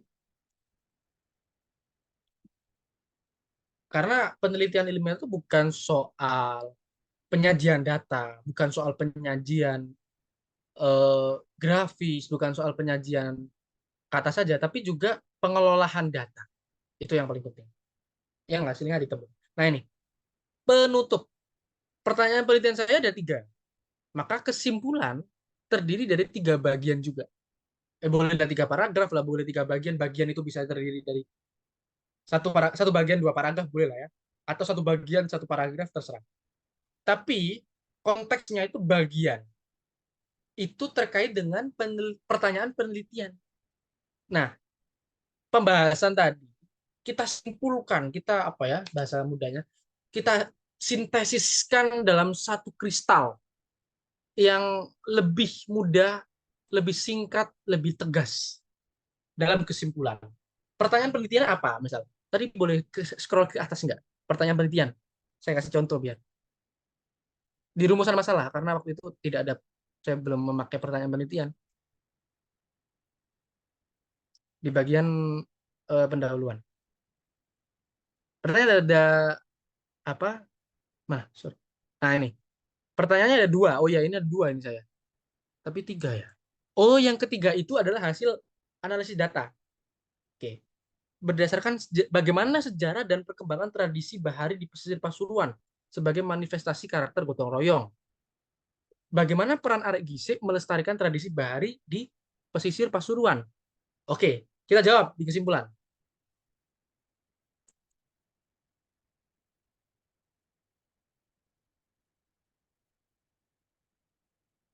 Oke. Kita jawab di kesimpulan. Nah ini, bagaimana tadi? Petik laut merupakan buah dari pergumulan pengaruh dalam sejarah kemaritiman antara Islamisasi Kesultanan Demak, Hindu-Buddha, dan segala macam. Nah itu. Nah, ini menjawab pertanyaan penelitian tadi secara langsung. Ya kan? Berdasarkan hasil temuan, tapi singkat. Gitu. Pertanyaan kedua di sini, tradisi Praonan merefleksikan identitas bangsa Indonesia yakni gotong royong dan bla bla bla bla. Nah, ini menjawab pertanyaan penelitian kedua.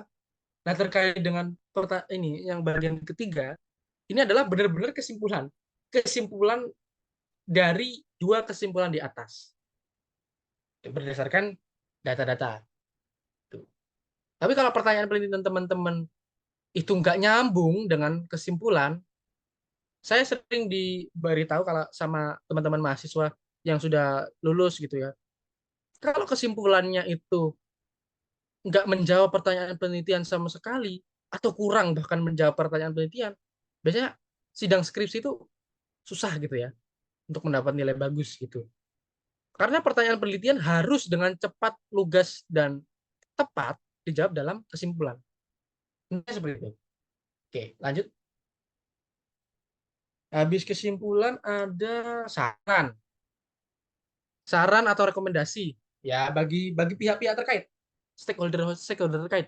Ada situ pemerintah, ada masyarakat, ada orang-orang yang terkait dengan penelitian kita beri saran. Harusnya saran ini juga spesifik, harusnya saran ini juga teknis, harusnya saran ini juga konkret. Tuh. Oke, daftar pustaka. Daftar pustaka saya selalu memakai American apa ya, APA ya, pokoknya. Pokoknya saya lupa. Ya, APA kalau nggak salah ini. Ini APA ini. Iya. Oke, lanjut. Daftar pustaka harus rapi. Nah, karena pertanyaan penelitian waktu itu kompleks banget, dan hasil temuan kompleks banget, maka daftar pustaka juga harus banyak. Dan semua ini, jangan sampai semua ini adalah pajangan saja. Jangan sampai ini teman-teman gunakan sebagai pajangan, sebagai biar penelitian saya ini valid, biar penelitian saya ilmiah, empiris, berdasarkan bukti, dapat dibuktikan, dapat dibuktikan kasusnya, kebenarannya. Terus kemudian saya taruh daftar pustaka, kajian-kajian biar terkesan ilmiah. Oh jangan, ini bukan pajangan. Ini bukan pajangan. Ini adalah satu apresiasi terhadap penelitian-penelitian sebelumnya yang kemudian teman-teman kontribusikan dalam penelitian sekarang, penelitian teman-teman. Jadi kalau sampai di daftar pustaka ini tidak terpakai dalam temuan penelitian, dalam analisis pembahasan, ya juri akan melihat ini sebagai pajangan doang. Ya nggak bisa, sebenarnya nggak bisa juga. Karena apa yang ada dalam daftar pustaka dirujuk di dalam pembahasan, dalam metode, dalam di atas-atasnya lah ya. Jadi bukan pajangan belaka ini. Jangan sampai itu jangan pajangan belaka. Benar-benar ini digunakan untuk penelitian. Gitu. Next.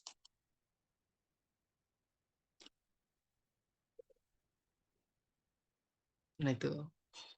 Nah ini lampiran.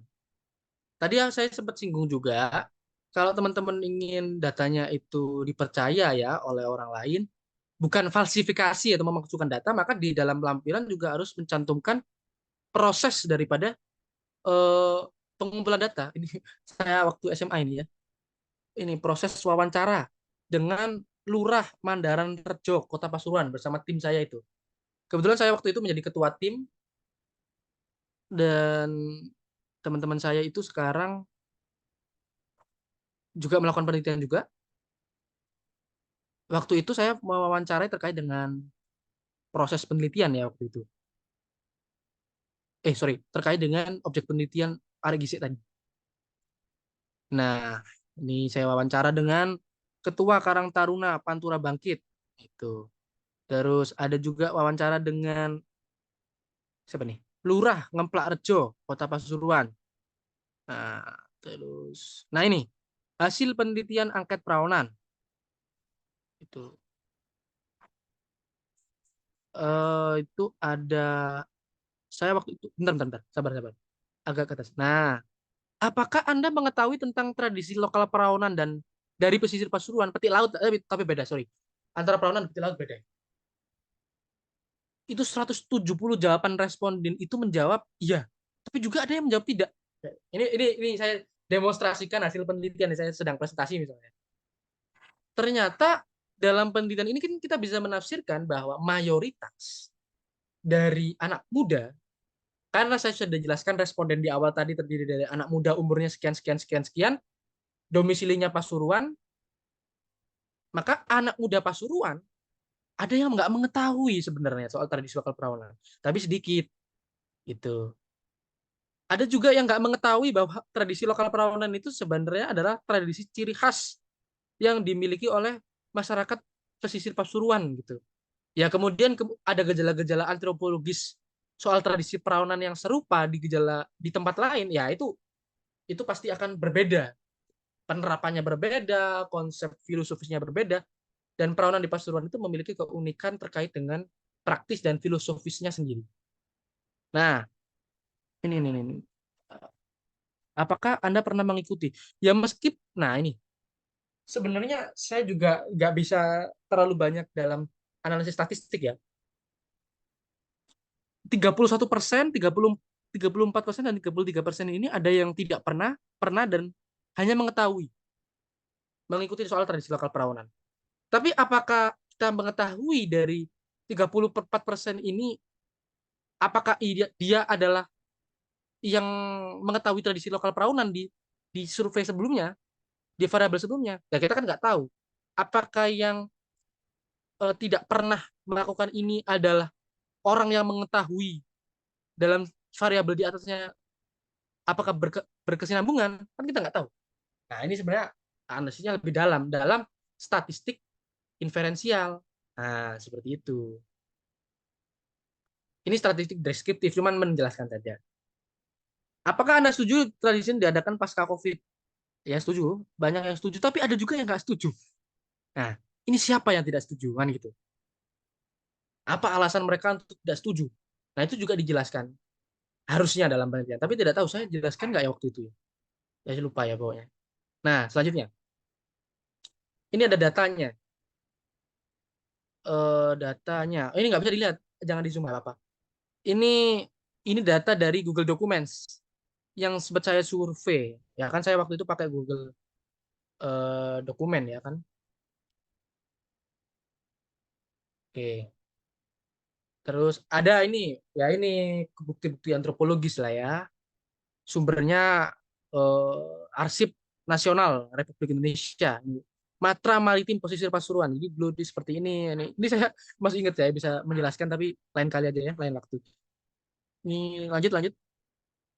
Nah ini ada Muara Gembong Pasuruan. Saya dapatkan dari Nanyotoko Takauchi kalau nggak salah dari buku sejarah kota-kota di Jawa. Kalau nggak salah saya lupa waktu. Sejarah kota-kota di Jawa. Kalau teman-teman dari UNED yang meneliti tentang antropologi, tapi ini karena komputer ya. Tapi nggak apa-apa kalau tertarik, bukunya saya kirim juga. Nggak apa-apa. Oke, lanjut, lanjut, lanjut. Ini juga juga dari perpustakaan ini ya, arsip perpustakaan Kota Pasuruan. Oke, lanjut, lanjut. Ini dulu tradisi bahari perahuan seperti ini. Kayak ada fotonya dulu. Lanjut, lanjut. Ya ini yang sekarang. Ini yang sekarang. Ya perahu yang telah dihias ya kan dalam perahu macam-macam. Lanjut, lanjut. Udah habis. Oh ini gotong royong masyarakat pesisir Pasuruan. Ya ini gotong royong waktu itu dokumen pribadi ini dari kebetulan dari kakek saya ya. Dia punya foto dokumen terkait dengan orang pesisir sedang membuat kapal. Nah, sorry, membuat perahu. Kok membuat kapal? Membuat perahu itu ya, dari galangan kapal.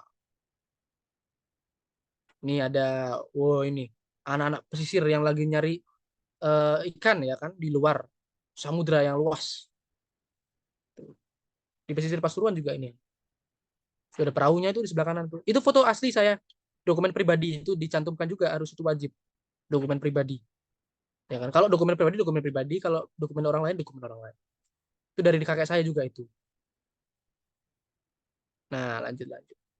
Nah, ini ya karena kita nggak membaca full karya penelitiannya, jadi mungkin foto-foto ini kurang memberikan efek relevansi terkait dengan penelitian ya. Tapi kalau teman-teman baca di atas, mungkin bisa paham mengenai kenapa saya cantumkan ini, foto-foto ini. Ini dari Sanggar Seni, ini dari teman saya ini. Ini dokumen pribadi saya yang di bawah ini saya foto sendiri. Kalau yang dari atas dari teman saya. Nah, ini Karang Taruna. Oke, lanjut. Surat pernyataan originalitas peserta. Itu wajib ya. Jadi kalau teman-teman mau karyanya original ya harus ada surat pernyataan originalitas karya peserta. Seperti itu. Oke. Terima kasih. Ada yang tanyakan mungkin kalau ada waktu. Saya Oke, kembalikan ke MC. terima kasih Kak David atas implementasinya tadi. Karena masih ada beberapa menit nih, saya ingin menawarkan kepada teman-teman apabila teman-teman ada yang ingin ditanyakan atau mungkin mau berkonsultasi mengenai karya tulis yang sudah dibuat, dipersilakan ya.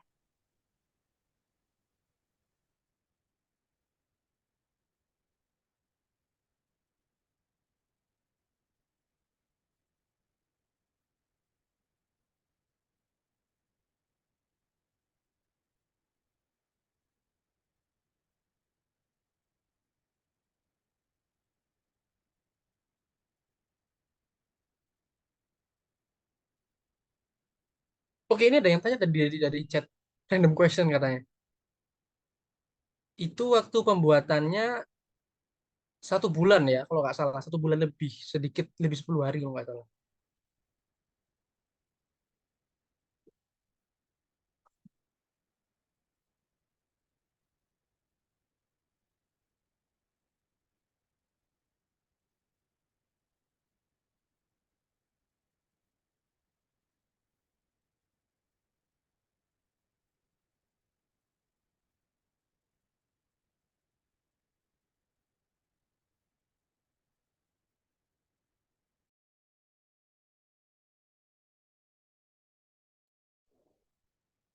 Mungkin ada pertanyaan lain, teman-teman? Kalau KTI dari teman-teman mau di-review juga sama Kak Davi, dipersilakan juga ya. Akan juga ya, bisa kok. Bisa kok.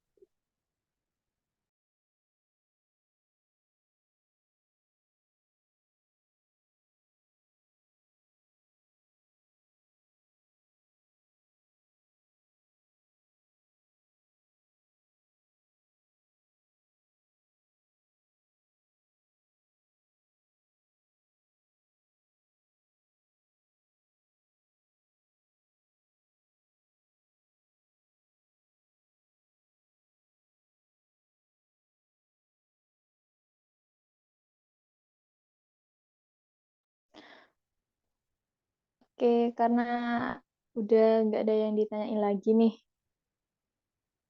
kita langsung saja menuju acara selanjutnya. Untuk acara selanjutnya yaitu sesi dokumentasi dan presensi. Untuk panitia yang bertugas dipersilahkan untuk mengirimkan presensinya di kolom chat Zoom.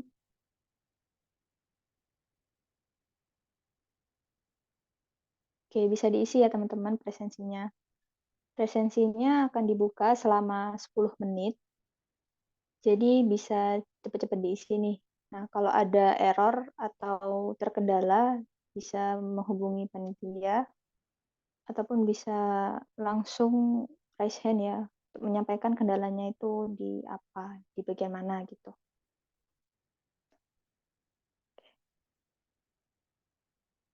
Oke, sembari mengisi presensi, mungkin bisa langsung dokumentasi ya. Kepada panitia yang bertugas dipersilakan untuk melakukan dokumentasi. Baik, terima kasih MC. Mungkin teman-teman yang belum on-cam bisa on-cam terlebih dahulu ya.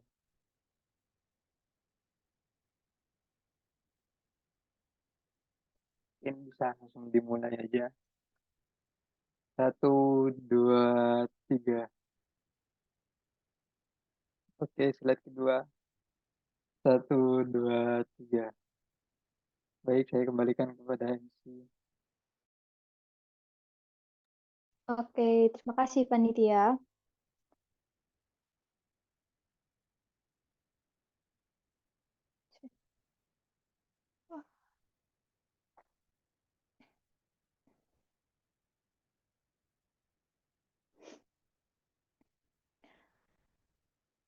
Baik, untuk acara selanjutnya yaitu penutup. Jadi saya selaku MC memohon maaf apabila ada salah kata ataupun salah perilaku ya. Saya ucapkan terima kasih kepada para peserta TIC 6.0 yang telah mengikuti acara workshop 2 ini dari awal sampai akhir. Saya tutup acara kali ini dengan doa sesuai agama dan kepercayaan masing-masing. Berdoa dipersilakan. Berdoa dapat diakhiri. Oke, akhir kata. Assalamualaikum warahmatullahi wabarakatuh. Terima kasih teman-teman semuanya.